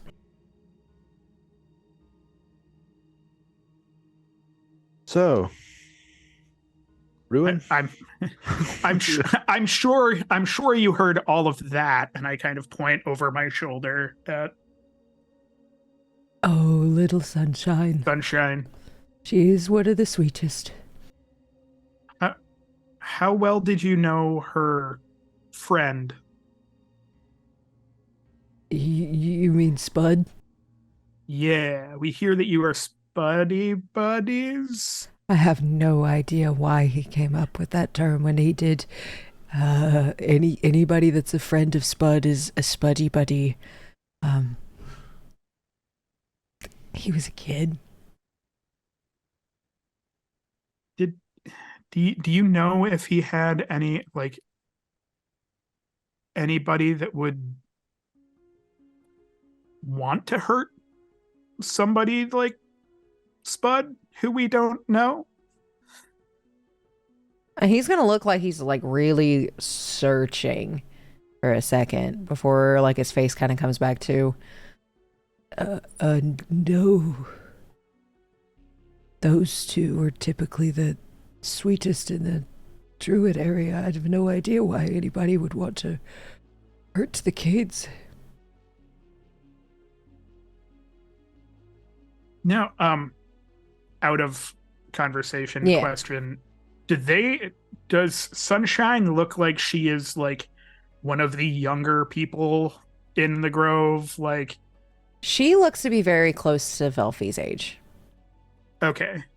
But is there a lot of like younger people here, or is it more? It's more like Ruen to Friedrich's age. Yeah, Ruen to Friedrich's age. There are very few, but there are a few, like late teens, very early 20s. Okay. But most of the druids are a little older and kind of wanted, you get the vibe that they just wanted a peaceful life out of the city. But there are no kids here.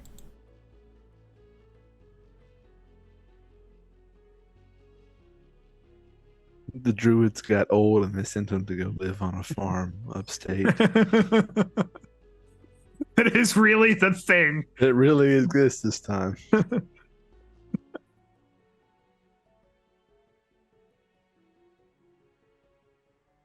How long had you guys worked in the wheat field? Like, how long had he been working with you in the wheat field? He's been working with me since he got here.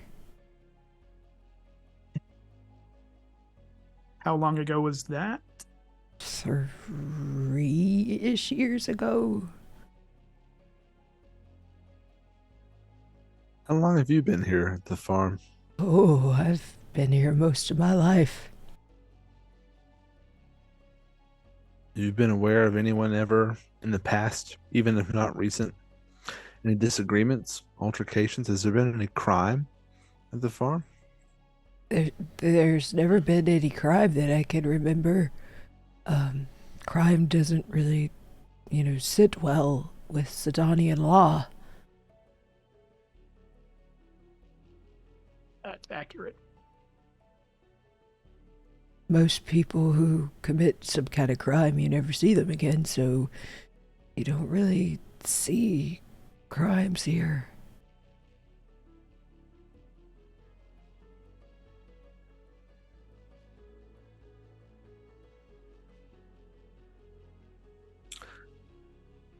I'm just gonna sort of lean into Ruen, like, it sounds like I'm trying to be secretive here or quiet.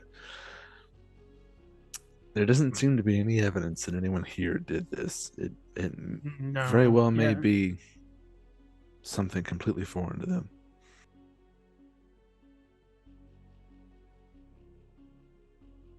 Yeah. Ruen would take note of that and kind of think about the like Golmec thing, that something's not being told, but I'm not gonna say that out loud right now because I don't want to. It's been a very long time, but I remember there being talk of outsiders once, but that was 30, 40 years ago.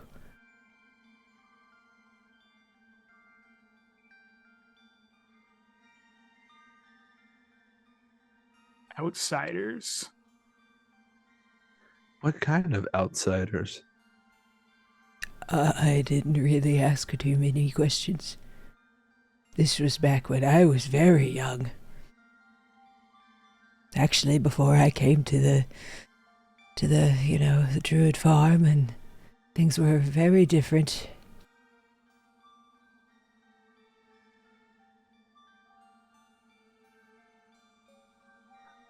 So make sure I understand here. You heard of outsiders at the farm before you came here, or you heard of outsiders wherever you were before you came here?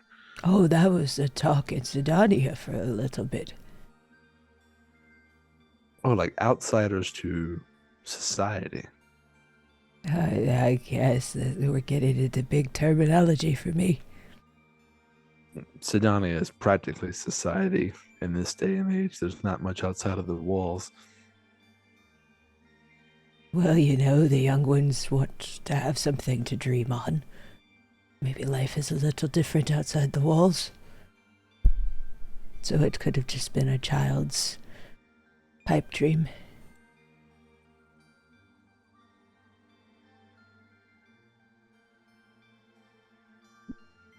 Well, I think we're gonna. I don't have any other questions. I mean, I have plenty of questions, but they're not related to what we're doing right now.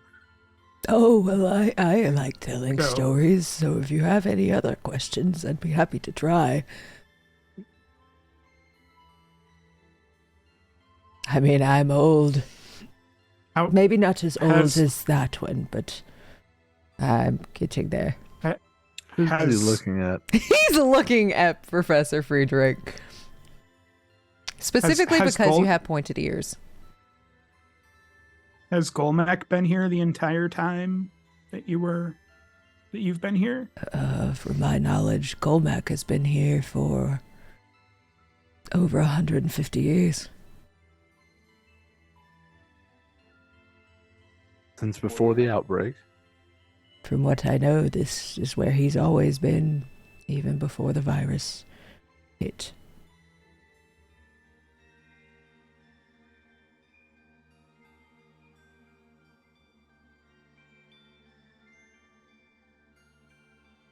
He doesn't talk Well- about those days very often.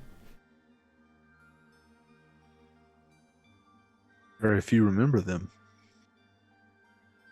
Yeah, Golmac is, I believe, going close to 170. He's even older than you, I think. You'd be right. Not by much. I'm right by every once in a while. My wife used to say I was never right.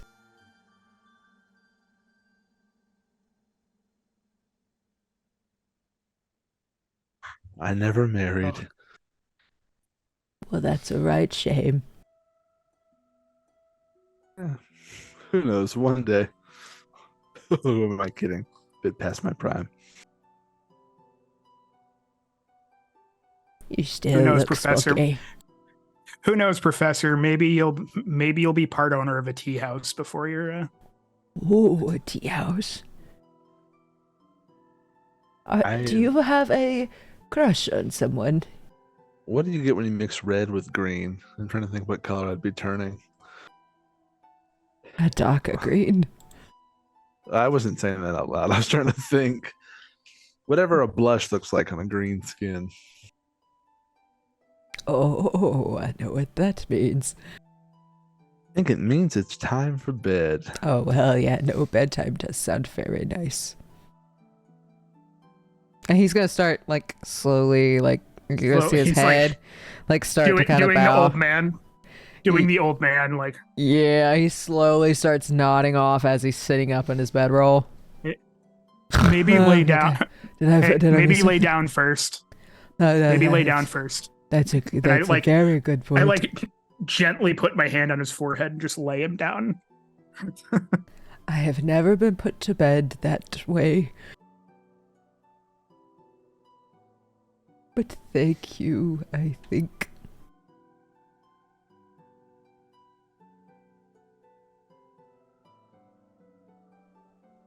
You can tell that Friedrich is very happy that this is happening because it ends the conversation. Because it took him in an embarrassing direction. I was gonna see if I had a spell to put this guy to sleep faster. I don't. I cast Toll the Dead. No.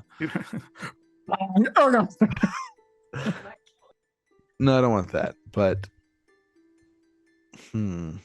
I'm sure he'll be out in just a.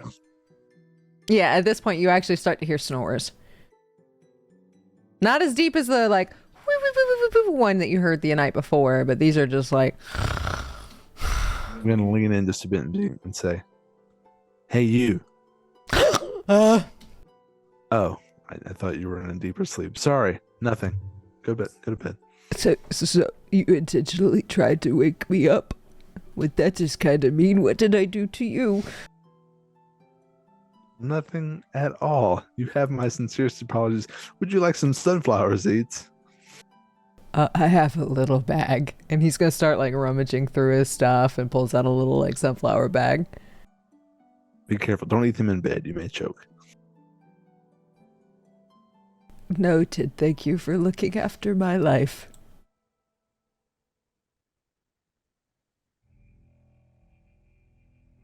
Yup. Yup. Oh, Ruen. Do we? What do you think? Do we want? I was like, do we want to like? As I'm gonna like turn away, so we're not looking at, or so I'm not looking at the at Olsen. Do we want to go have a conversation, a more pointed conversation with Golmek? Do you think he's not being open about something? Between hearing that he's been here a very long time, the outsider, or talking about outsiders, and that he was AG earlier, there's something there, but I don't know how much we want to get into. That's a fair point. Yeah, I'm always curious. Do we see Velphie and Sunshine from here? I think we could probably hear Sunshine from here. You still hear Sunshine's wails. Do we see Golmek around? Golmak has left and probably gone to bed. Okay.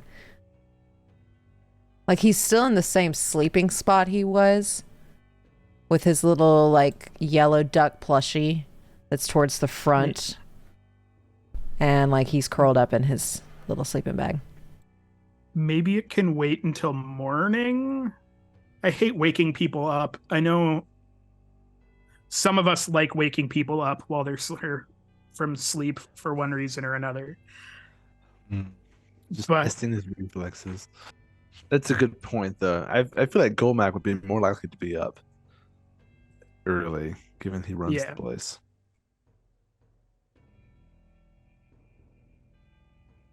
So I'm okay, and Velphie we may want Velphie as a part of that conversation, and she seems a bit occupied at the moment. Yeah, and I feel like, and I point kind of like gesture over towards Sunshine. I feel like that one's going to need some rest soon, because all of that has to use up a lot of energy.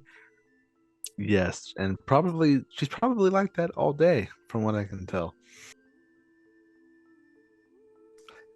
So I'm in favor of calling it an evening. I'm also in favor of calling it an evening. What about you, Velphie? Yeah, I'm You're good for bed. Velphie's going to be carrying a sunshine. So you guys get ready for bed. Is anybody taking a watch for the evening? Watches will be a little different from now on. Yeah, I only sleep 4 hours, so I can do a watch. Okay. And we'd need the last 4 hours taken. So we'd I probably can need do to both. split it between the two of you. Velphie and Or Ruen. maybe- 2 and 2. Yeah. All right. So who goes on watch first? I feel like Ruen would probably take, because Ruen's not going to get, or I'm not going to get a lot of sleep tonight. And just feel like it's going to be barely enough to like call it a long rest. But And then who's So- second watch? I'll do second. Velphie, you can get the full night. Velphie's going to be Velphie's going to be tied up. I mean, I did get eaten, so That's Yeah. It's lottery. So with that, Velphie, you're going to have last watch? Because we have to split Yes. that last 4 hours into two. sure. Oh yeah. So with that, you guys are all getting ready for bed. Ruen, you get set up, ready to go to do your watch. Velphie Sunshine is like cuddled up next to you, like holding onto your arm, and like her head and her little horns are just like comfortably like nested like on your arm. And Professor Friedrich, you are just laying in your bedroll. Ruen, give me a perception roll for your watch. Oh boy. Well, that's a solid. That's a 24. Nice. So with a 24, nothing is sticking out. Everything seems very quiet. You do notice that Oriana has not fallen asleep. Eyes are wide open. You do notice Goldmac is still in his bedroll, still like very silently sleeping, holding his little not rubber ducky, but his little like plushie. And you notice some of the kids, like the late teen, early 20s, are outside, kind of cuddled around a fire pit together, trying to make light of the situation by telling each other ghost stories and things like that. But nothing dangerous pops out. But while this is happening, Velphie, everything fades to black and slowly start to reappear in color, and you realize that this is your home the last time you saw it.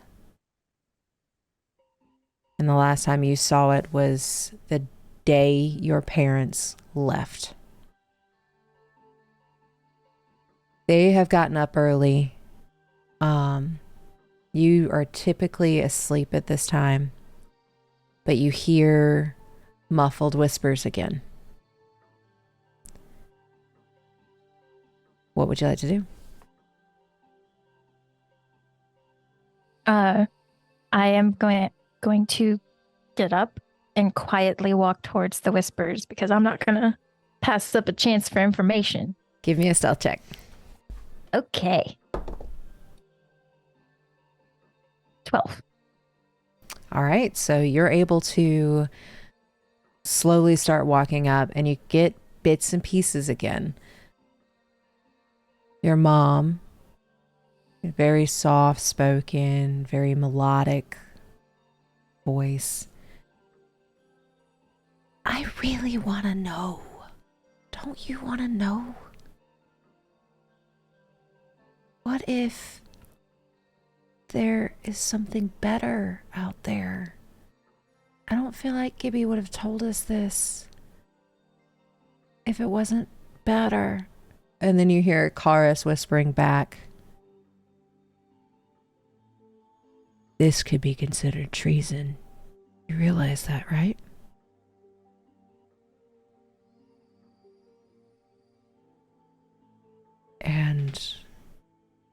We know people who go against law or are considered traitors. You know they aren't seen again. And I don't want to put Velphie through that. And then you hear her whisper back, I don't either. But the thing is, what if here isn't safe? and then as you're getting closer after you've heard this conversation, your foot steps on a creek. And they just kind of whip their heads over to where you are currently standing. And your mom gets that joyous, bright smile that you remember on her face. My little songbird! Oh my gosh, are you wishing us farewell? And she's just gonna run over and like hug you and like do the whole like mom sway thing. And Oh, we'll be right back. You know, we're getting called in and we have that mission to go on, but we're going to be back as soon as we can. And as like she's hugging you extremely tightly, a little more tight than you are used to, you can see your dad's face, which his mouth is in a straight line. And he looks very conflicted as he stares at you. We love you. You know that, right? This is when I'm 18, right? Yeah. Okay, just wanted to make sure that I didn't break out the baby voice. Yeah, so this Like, is this is the last time you saw your parents. Okay. I know, Dad. I know you love me. I love you guys too. And you know, no matter where we are, we're always going to find a way back to you. Yes. And you're just going to see is like these little, like, it's not like a full grin like your mother's, but it's just a very soft grin that, like, you know is only reserved for you and her. Just want to make sure that my little one knows that, you know, I'll always come back for my baby girl. No matter where I'm at. So Velphie's gonna break out of the mom's hug, and she's gonna walk over to her dad and wrap him in a hug. Say, "I know, Dad. I know you'll always come back." And he's just gonna, like, he's very, very tall, so like he's wrapping his arms around you, but like you feel like his hands just on like your back, but like his arms are like way up here, and he gives you like this really tight squeeze, and you kind of feel like his head like just turns to Lorelai, and he just takes a really deep breath and everything fades to black. First watch concludes. Velphie had a dream. And now it is Friedrich's turn for watch. Now I want to walk over to the professor while he's sleeping and do the similar thing that he did to the other guy, except I'm actually going to flick the end of his nose. You get a slight but I don't actually wake up. I sleep like the dead. Oh. Well, let's see. We're going to roll to attack. Is it an automatic crit from asleep? It is, isn't it? It's an advantage. You're prone I am, what's the word? and I lost incapacitated. the word. Incapacitated, that's it, yeah. I just want to see if it rolls. Oh, that's cocked. Let's see if that's a 20. Nope. But that's still I don't even know what I'm rolling right now. It's like a 16. Unarmed attack. Cool. Slapping him across the face and being like, your turn. That actually does hit a 16, I think. I'm trying to lower my AC from what I had. I've done messed it up. I put wizard armor on. There we go. It's 12. I got it. I gotta take that HP modifier off too. There we go. Oh no, I'm weak again. Oh yeah, we have to. Yeah, we got. Oh, yeah. The unarmed would hit me if you are actually hitting though. I My will- AC's 12. I will say it hits, but it's not going to do any damage. Yeah, it was more of just a wake up slap. Like the I will flicking of the start with nose that. didn't work. Yes. Is it time? And I'll Yes. start to like get my things together. Are we attacking? No, you're Oh. you're watching. Oh, okay. Sorry. Get a little excited there. Okay. Who am I watching? All right, give me a perception check. Good night, Professor. Sleep tight. I mean, good night. Sleep tightly. I dropped my die again. There it is. I am acting like I'm a 150-year-old man. Okay.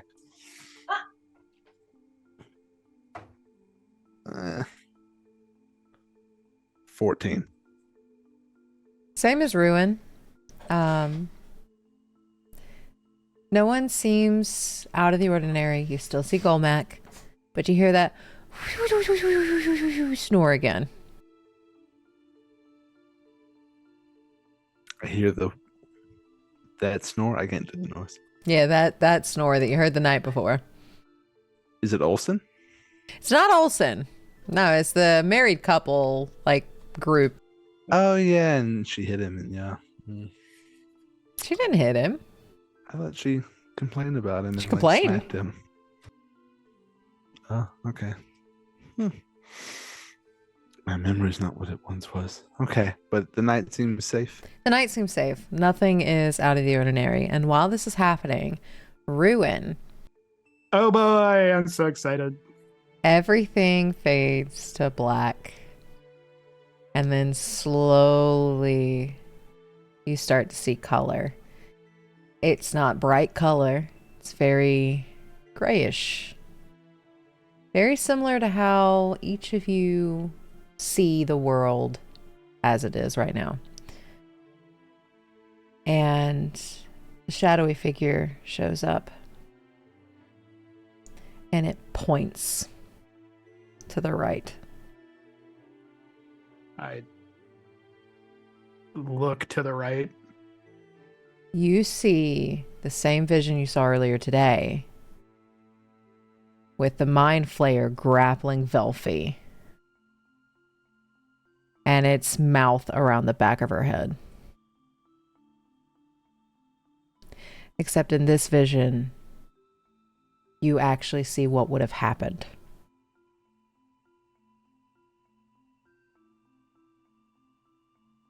And that whole gruesome scene of what would have happened if Velphie had had her brain devoured.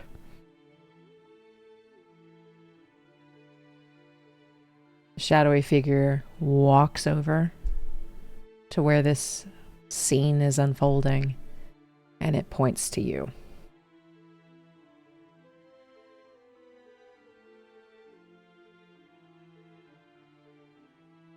And that scene stays there. Before everything fades to black.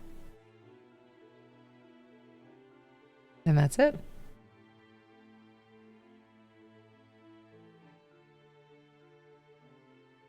And with that, Friedrich, your watch is over. What you doing? Do I? So I'm awake when both Velphie and Ruen are sleeping. Do they give any physical indication that they're not sleeping well? That'll be a question for the two of you. Yes. I'd say, Ruen is like- yeah. Yeah, Ruin's visibly tossing and turning. And I think you might hear just faintly my fault.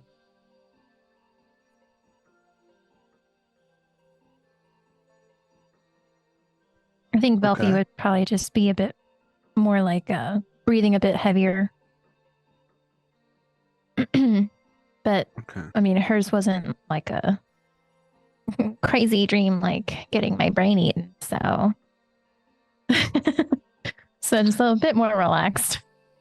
I'll just take note, not in a creepy way. I wasn't watching you sleep, definitely not. That each of them just seemed a little bit on edge. Well, not on edge, but just Professor sitting there like this. you wake up and I'm leaning over you. Staring morning. down. No, not in a creepy way. I'll just, tuck it away somewhere inside my brain. And with that, watch comes to a close. Back to bed. Are you waking up Velphie for her watch? I am, yes. After I gently, hello, good morning. Dad? I don't think so. Oh, I'm sorry. I'm sorry, Professor. I had another one of those dreams. Interesting. They seem to be becoming more frequent. Was the nature of this dream positive?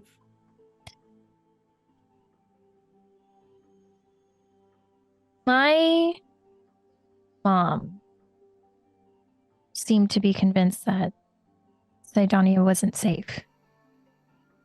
And my father was talking about treason. That what my mom was suggesting could be treason.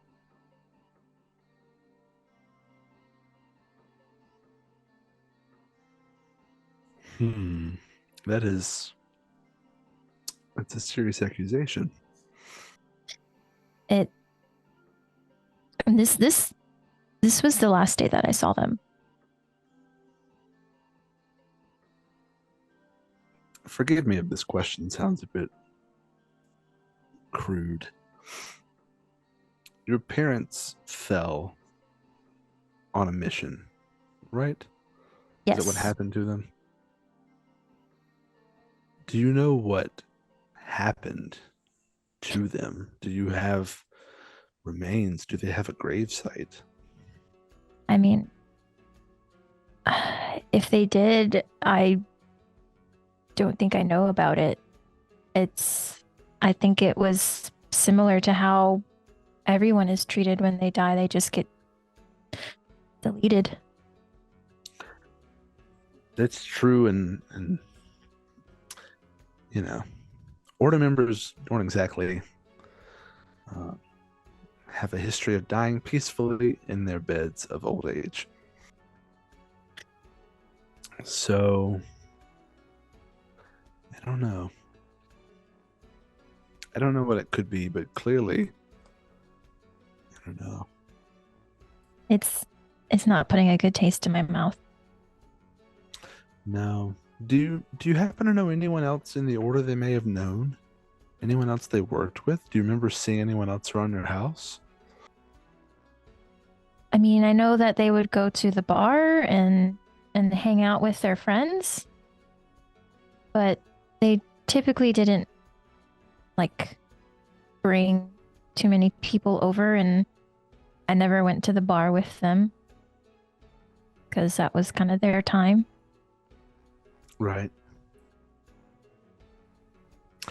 What is that fellow that pours the drink so strong? Timval? Timble, yeah. I wonder if Timval remembers serving them. That's, Sometimes good... bartenders have wild memories of patrons. They're just incredibly vivid. You wouldn't think they would, given how many people they served. It's a bit of a long shot, but perhaps. Yeah. Maybe when we're back, we can stop at the bar. I mean, you don't have to come with me if you don't want, but I will be stopping by, and I'll ask Timble what he knows. It definitely seems to concern you, and if it concerns you, it concerns me. So.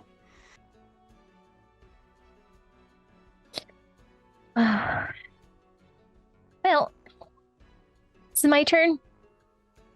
It is. It's been quiet, so hopefully it remains that way. Oh, me too. I don't want to be the bearer of bad news.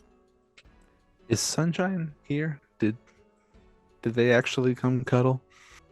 She did, and she is passed out. And like Velphie, you have a little bit of drool on your arm. Just use my old man sneak to go back to bed. Try not to wake Sunshine. All right, wiping off my drool. I'll sit up and look around and take in my surroundings. Roll me a perception check, please. Ow. Oh, I keep getting the same number. 12. Nice. Nothing seems out of the ordinary. Sunshine is still passed out. You notice that Golmack is starting to stir a little bit, like it's about time for him to wake up. As he slowly starts to rise from his bedroll, and he notices that you're at the watch, and he just very like close-eyed smiles and waves as he starts like looking over all of the people that he's taking care of and making sure that they're okay, and then he heads to the kitchen to start working on something, probably to prep something for them to eat while they are in here. But nothing stands out. Nothing of harm stands out. You just notice some of the older druids start to rise. But Friedrich, Do I dream? everything fades to black and slowly comes back into view. And there is the young goat that you met, that you have taken as Beatrice.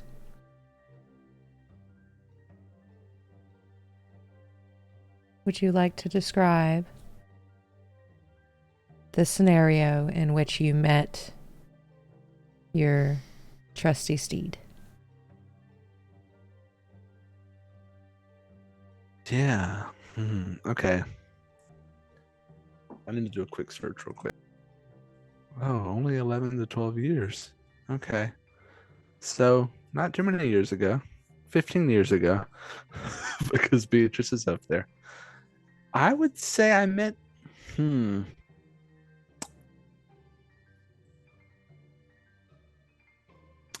we go. I met Beatrice on the streets of Sydonea. A stray goat. It was a dark night. I was heading back from a class.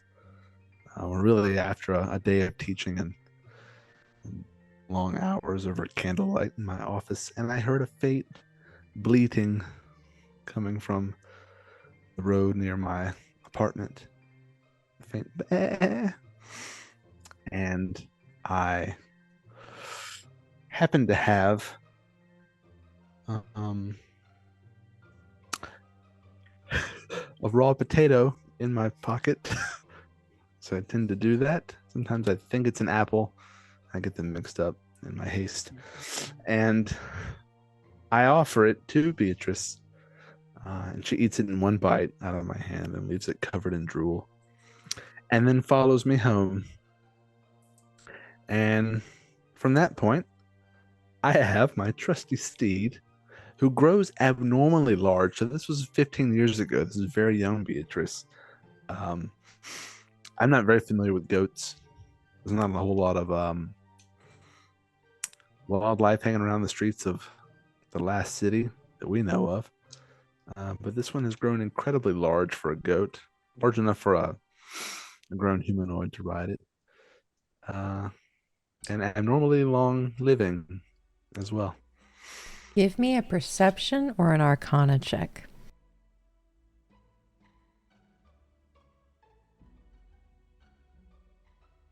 Arcana's much higher. Okay. Oh no. I'm going to use my inspiration. That's a nat 1. Use my inspiration. I'm going to hit F8 to reload. Um, much better. 22. So, in this dream, reflecting back on Beatrice, your trusty steed, you do realize that she is outliving the age span of a goat. And this isn't normal. And for the first time you've concentrated on it, there's something magical about Beatrice.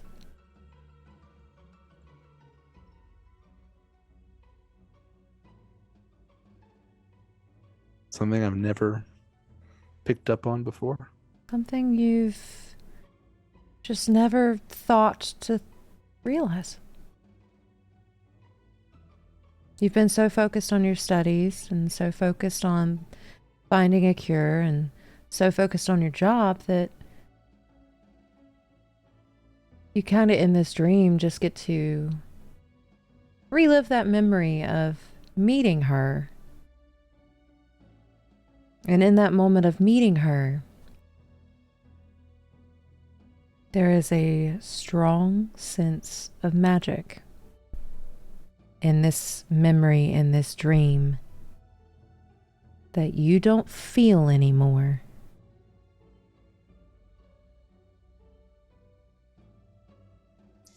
That I don't feel anymore?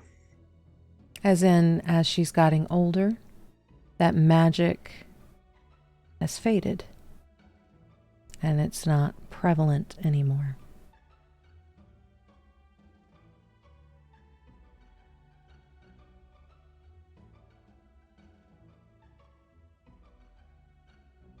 How conscious am I during this? Are these like memories? Is this like a lucid dream? Can I control anything? Give me a wisdom check. Just straight up wisdom? Just straight up wisdom. 11. You're conscious, but you don't really have any control on where you move. Like your body is moving in a direction, but you are conscious that you're there. Okay.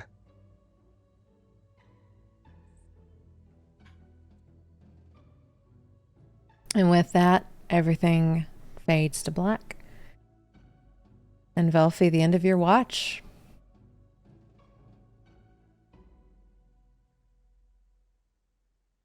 Nice.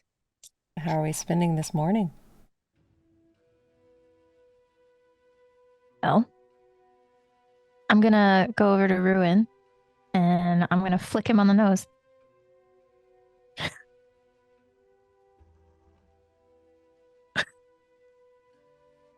I feel like Ruen like snaps awake, like sits up and is like grabbing towards where his weapon is, and then sees Velphie and immediately is just like,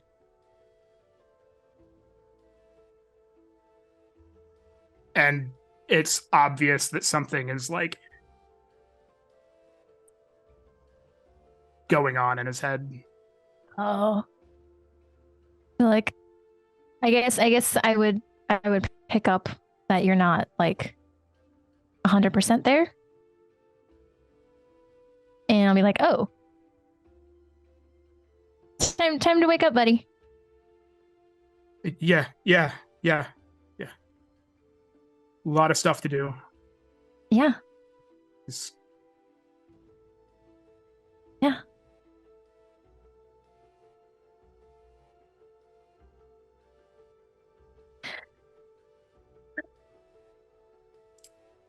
Am I awake? I guess I wake up naturally, maybe. I don't know if I slept too well after that. I could walk over and shake you awake if you want. Wake up! Is he dead?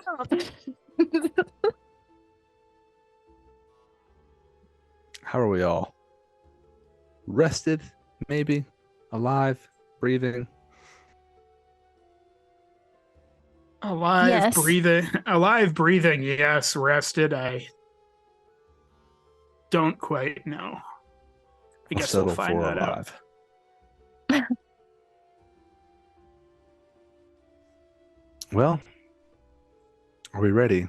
Golmac, and then Womack and then a wheat field. the wheat field. Alrighty. Sounds Do good to me.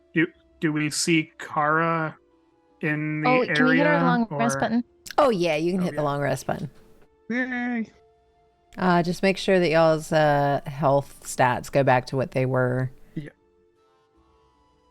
Before you overrode them. HP, yep. Everything is back. Everything is back to normal. Unfortunately, no extra 14 HP. I know, it looks so weak now. There, Golmac, you got another one of those things. Golmac, feed us. At this time, you guys would see Golmac leaving the kitchen with waffles, some bacon, like muffins, anything that he could have made for breakfast. So this is just a regular breakfast, not a fancy breakfast. Regular breakfast, not a fancy breakfast.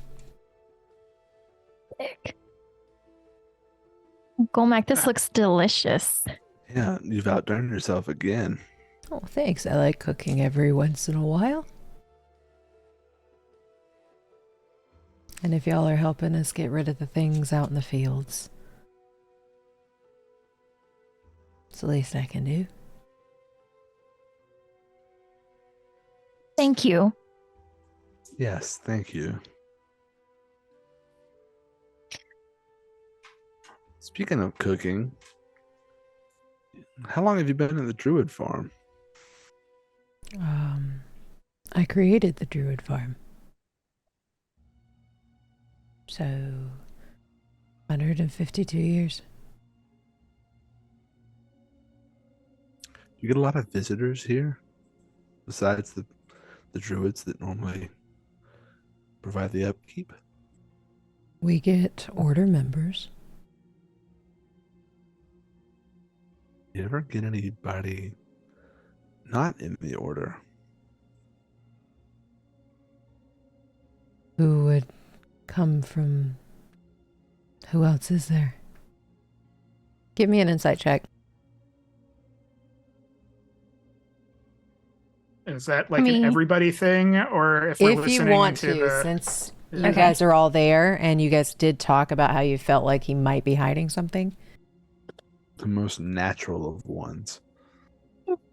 I got a 5. Yeah, nope. I don't get any more than I already had. That's a 5. He's genuine 5 buddies. to y'all. He is genuinely asking who else is out there. Nothing stands out about his body language that would set you off. Do you think everyone alive lives in either Sydonea or this farm? Well, that is currently alive. Well, yeah. I mean, alive and more or less in control of their own faculties. Virus took everyone out. Very rough time. Something I don't really like talking about.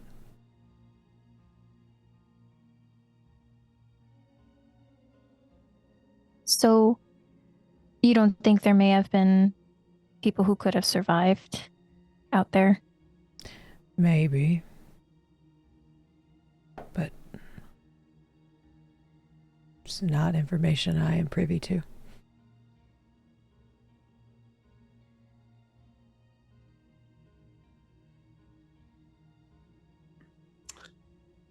The this farm exclusively supplies Sydonea, is that right? As far as I know, yes. You ever noticed any of your harvests go missing? Go short after a count? Maybe a bit skimmed off the top? We don't necessarily count our crops that way. I've never noticed bags stolen, like of processed goods that we're sending over to Sydonea missing.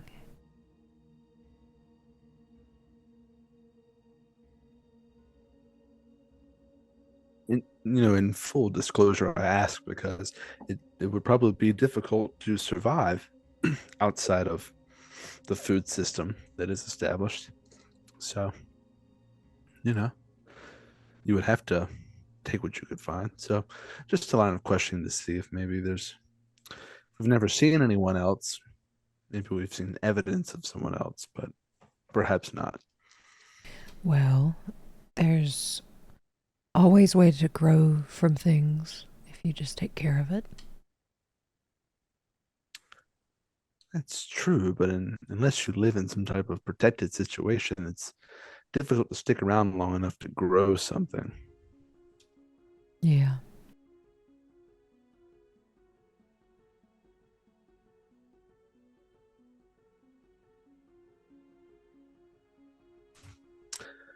Well, is there anything else you can think of that may help us in our endeavors today?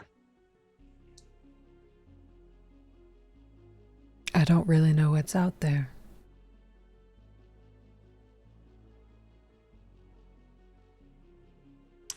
Well, we aim to find out. We appreciate you helping. Is there anything else I can do for you? Just look expectantly to Ruen and Velphie. This bacon is delicious. Yeah. I'm glad you I like think, it. I think Ruin's like, huh? I think you've given plenty of help. Food is the way to one's soul.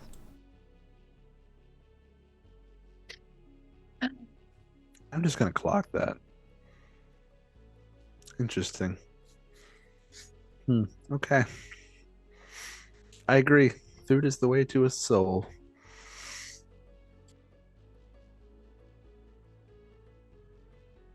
Do we see our friendly neighborhood druid or Kara walk in, or is she around, or Kara has not walked in.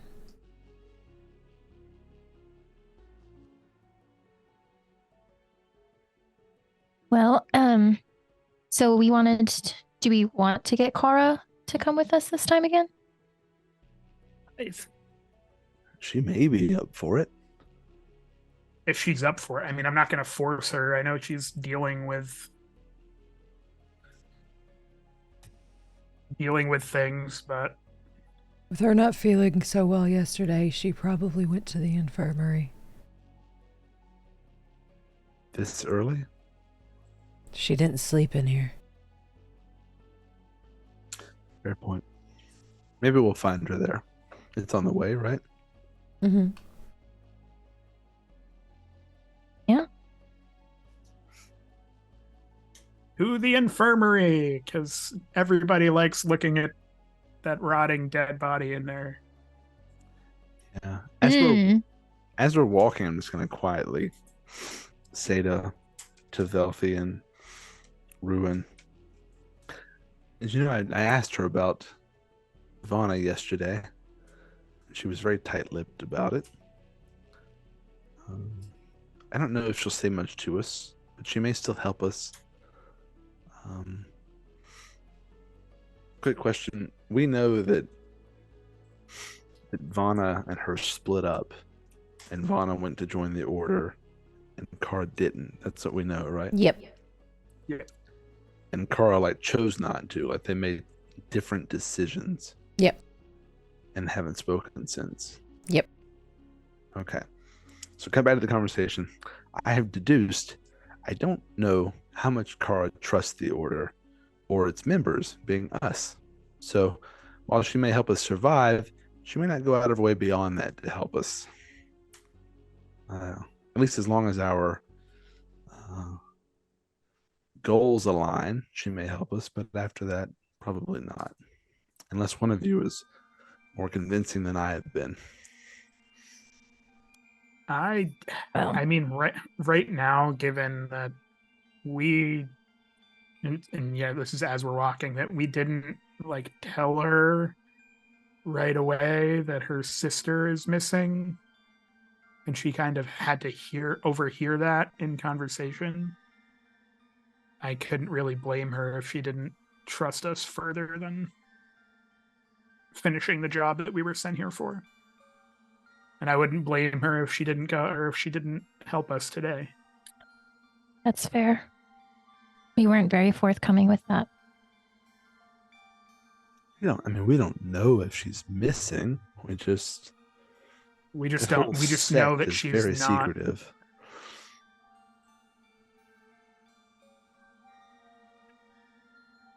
I mean, it still doesn't hurt to ask her. I mean, and to be fair, we don't even really know what Vana looks like. We vaguely know her voice. And the only reason we know her name is that she told us, right? Did anyone else call her Vana? Is Dolmet called her Vana? We asked about Vana. But... Yeah. He's recognized the name and said she was no longer y'all's caretaker.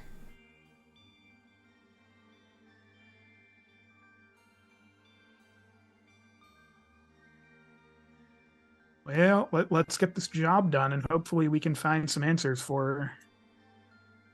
Agreed. So as you guys go through town, the druids are still here. They are kind of just sitting around. They don't really have anything to do. So you see like some little magic tricks and some like little flowers growing up and like little spots while they like practice magic and things like that. But with them not going out and to the fields to get all this stuff situated, they don't have anything to do. So you see a lot of like bored older druids, and like the younger druids have created this little flower ball and are trying to like play around with it. But like the nerves have calmed down a bit. It's almost like they're just trying to distract themselves with something instead of the impending doom that they think is coming next. And as you guys pass through, one of the younger ones is like, "Hey, go kill it! I don't know what it is, but bring its head back, please."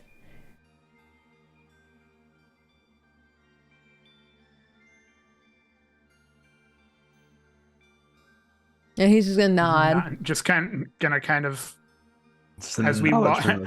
Yes. As we walk into the infirmary. And as you guys walk into the infirmary, you actually see, like straight back, Kara is sitting on the ground, and you guys notice that she's got a bottle with her, and she looks a little ragged, but her eyes just come to lift up to yours. Can we tell what kind of bottle? It's a clear liquid on the inside, so you can assume it's like a vodka or something.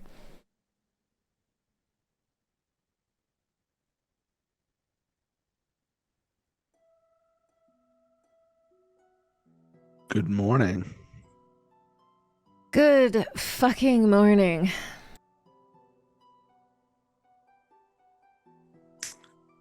That's one way to say it. Yep.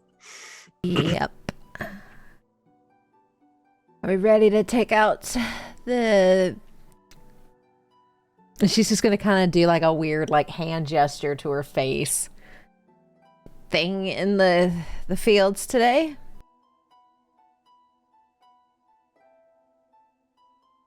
Will you be joining us? If you're willing to help us. Let's go fucking kill something.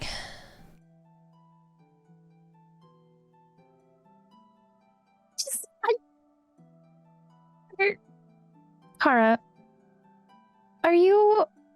I just want to know, like, are you okay? Totally. You're definitely not teetotaling right now.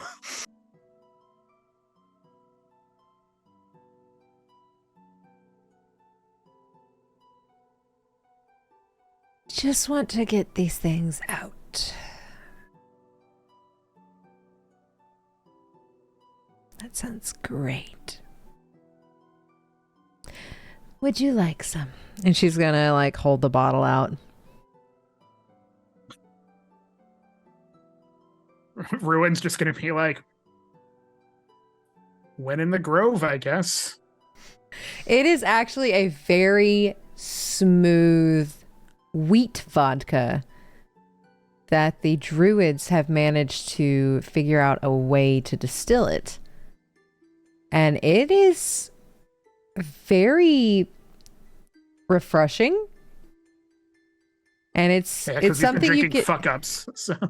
it's something you get the idea of. This is the druid stash.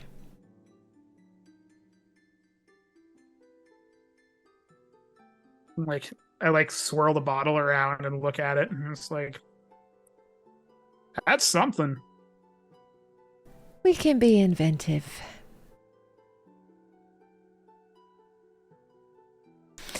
But right, she has not changed. She has not showered. She has just gone straight in here, and she's just gonna wipe off her like clothes, like whatever, like dust or whatever she's managed to accumulate since she's been sitting on the floor. We're gonna kill it.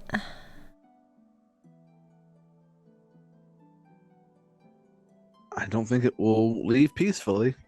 So, yeah. Well, let's go fucking kill it. And you're gonna notice it's a little hotter in here than normal. Like it's almost like, even though she's a water genasi, it's almost like boiling water.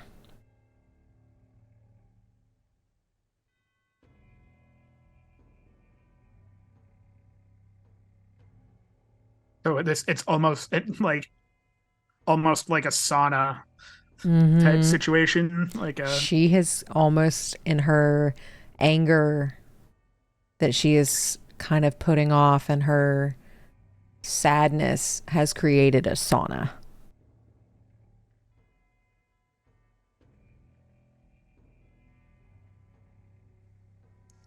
That can't be great for the bodies on the table. Well, they're dead.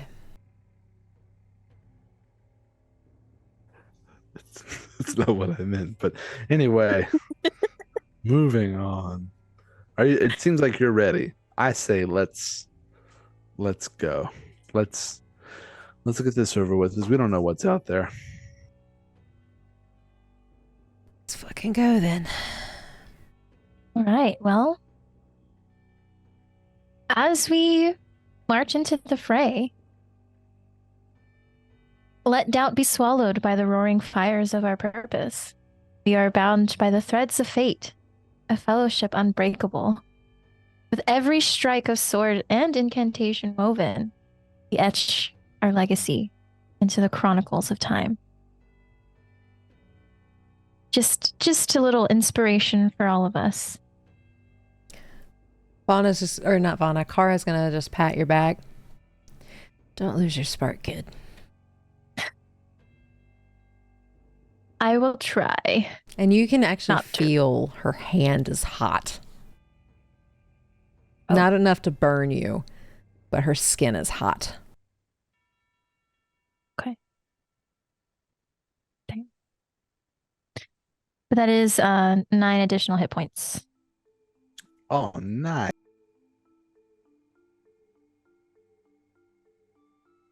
Nice. Is there anything else you'd like to do in the infirmary here with Kara?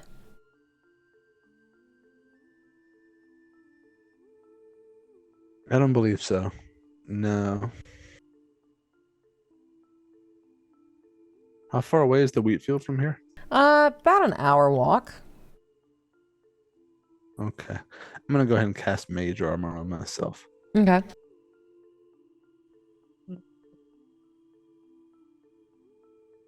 Yeah, Ruen doesn't have anything that he's going to cast on himself. Yeah, I don't.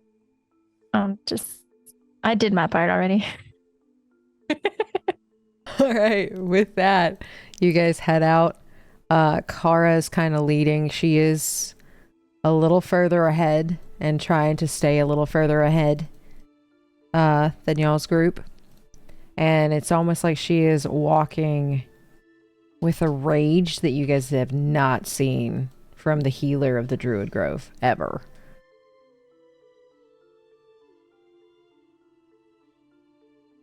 And if you want to get an idea of where this rage comes from, you're more than welcome to roll an insight check. I'll roll one, but I'm pretty sure I have a fairly good idea. Oh, 15. 18.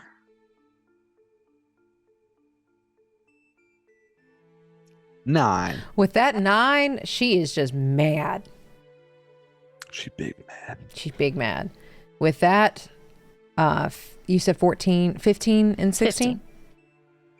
15. I had an 18. At 15, 18. Y'all get the idea that her sadness from Vana's disappearance has turned to anger. And she doesn't quite know how to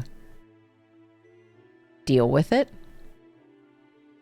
And Velphie, you can also put together, since you were there for, or kind of within earshot of this conversation. No, Ruen, excuse me, was in earshot of this conversation. She does not like Friedrich right now.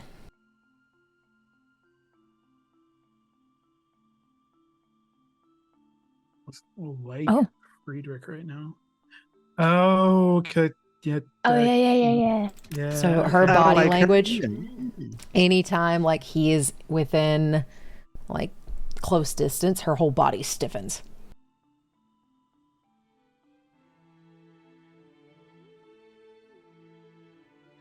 But I don't pick that up, right? You just think she's mad. Big mad. You know, those water genasi.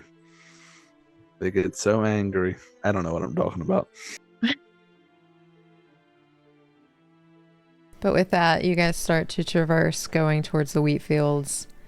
And they're kind of spread in patches. So like there's this like big walkway that almost has like T-sections going across it. But with the wheat, it is almost as high as you all. Ruen, you can definitely see over it. Kara can't either. Being tall. But there are also like some vines every once in a while, kind of like intermingled in. But there is a lot of wheat, and it looks like it's close to harvesting time for it because it's starting to dry out a little bit. Give me a perception check.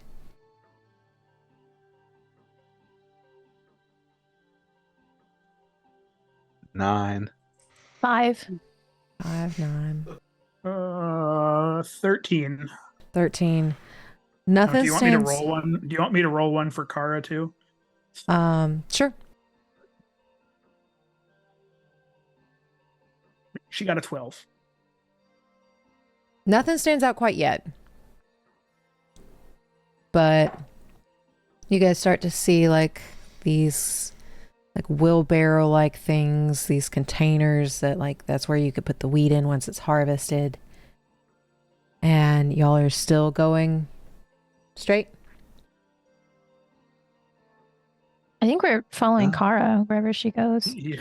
She is just stomping straight. She's walking in a straight line, so whatever party she had in her little like pity party room, she is doing real good. Right. Surprisingly straight line for her. She's on a mission. I'll follow her. 5 minutes later, give me another perception check. Will roll for me and Kara at the same time. 19. Oh, no good. 9. 8 and a 9. 8 and a 9, y'all don't feel anything, but Friedrich, you start to notice the wheat was looking really nice, and now it's all of a sudden starting to droop and to die. Give me an Arcana check.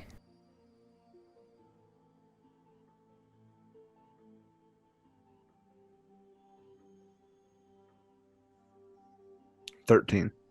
You know that this is a type. It's almost like necromancy. And the life is just being sucked out of it. Like it's being sucked out and channeled or used. You don't know if it's being channeled or used. But you know that this is a type of necrotic energy.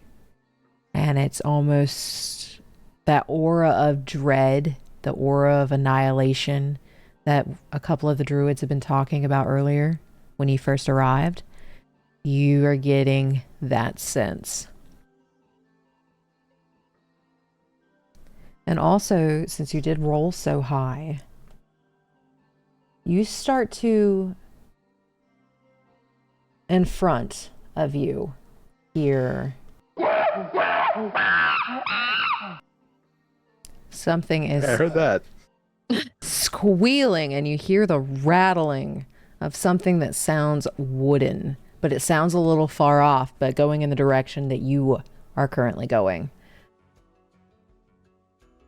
Have you ever heard a cry like that before? No. So did we all hear that, or did just the professor hear that? Right Just the professor heard it right now, and it was very faint. I'm just going to slow down and just hold my hand up like this and just say, listen. And just try to be quiet. Roll me a perception check with advantage. Everybody, Everyone? or just Everybody but Friedrich. Oh, I only have regular. Ooh, a nat 20. Nat 20. that's a 15 for me. Okay, 15. So with that help, with a 15, you can hear it as well. Velphie with a nat 20. You know exactly where they're at. Like, it's almost like your hearing has been able to pinpoint exactly what direction they are. And they are about 3 wheat fields in front of you. Okay. And it just I'm sounds like they are shaking something. And whatever this thing is squealing while it does it like a wild animal. Okay. I'm going to look at the professor and I'm going to like signal like which direction it is. I'm going to say Nod. maybe, I don't know, 2 or 3 wheat fields away. Do you have any idea what it is? I've never heard this before. I'm gonna look at Kara. What do I see? No, did you guys tell her to stop? I mean, I don't know if she'd listen to me, but I don't know if she likes me or not. So I was just gonna hold my hand up. She's in front of you. So would you Okay. have stopped her? I'm just gonna say, Kara, do you hear that?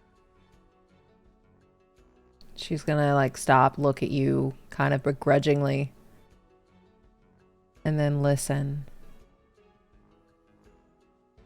Can you want to roll for her again, Ruen? I did roll for her, but I hadn't said it yet. That was a 19. Is it 19? No. Yep. 18. My bad. Huh. Never heard that. Doesn't sound quite pleasant. Not at all. It sounds angry. Well, at least we can agree on one thing.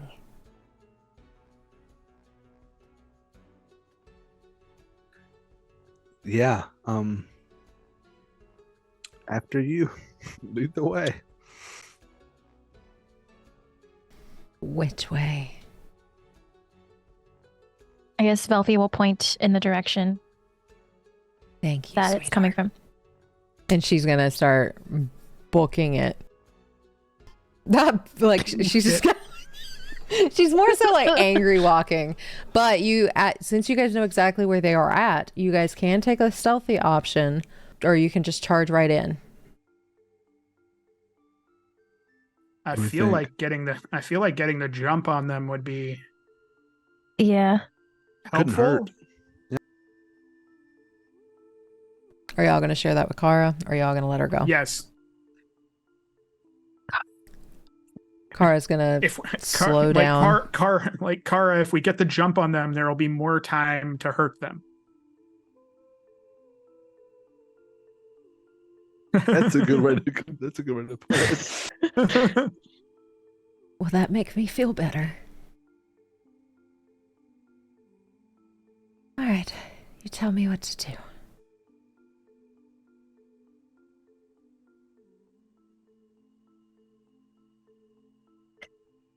All right. Well, I think we should quietly go in that direction.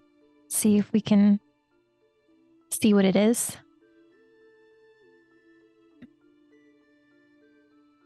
All right, Be all everybody. stealthy. Yep, give me a stealth check. I didn't want to tell Carl what to do. I didn't know she would listen. That's why I worded it that way. Yeah, we should tell her what to do. Somebody, go ahead, do it. 11. That one was cocked. Oh. Let's see. We get to add the sunflower seed. You roll. guys do have a 1d4 that you guys can Yeah. use that Sunshine gave you. Oh, yeah. I'm I'm gonna gonna use mine. I got a 9 total. that is, well, that's not much better. But let's see, what is I have to do math because I have to do mine and okay, so if that's a 15 for me. Okay. And Kara, which kind of makes sense that she's not feeling so stealthy. That's a 6. Okay. Unfortunately, 3 of them, as you guys start to approach, whip their head around and they notice that you guys are coming. 1 of them looks completely oblivious and is still screaming and shaking this wooden cart, trying to see if there's anything in there. But the 3 that notice you, they go quiet and they're just looking at you. And you will all notice this thing looks very humanoid, but it's got very long arms, very hairy arms. And it's got this hair on its head that sticks straight up. And then 2 pieces of hair on the side that stick straight out to the side. And they are all carrying a short sword.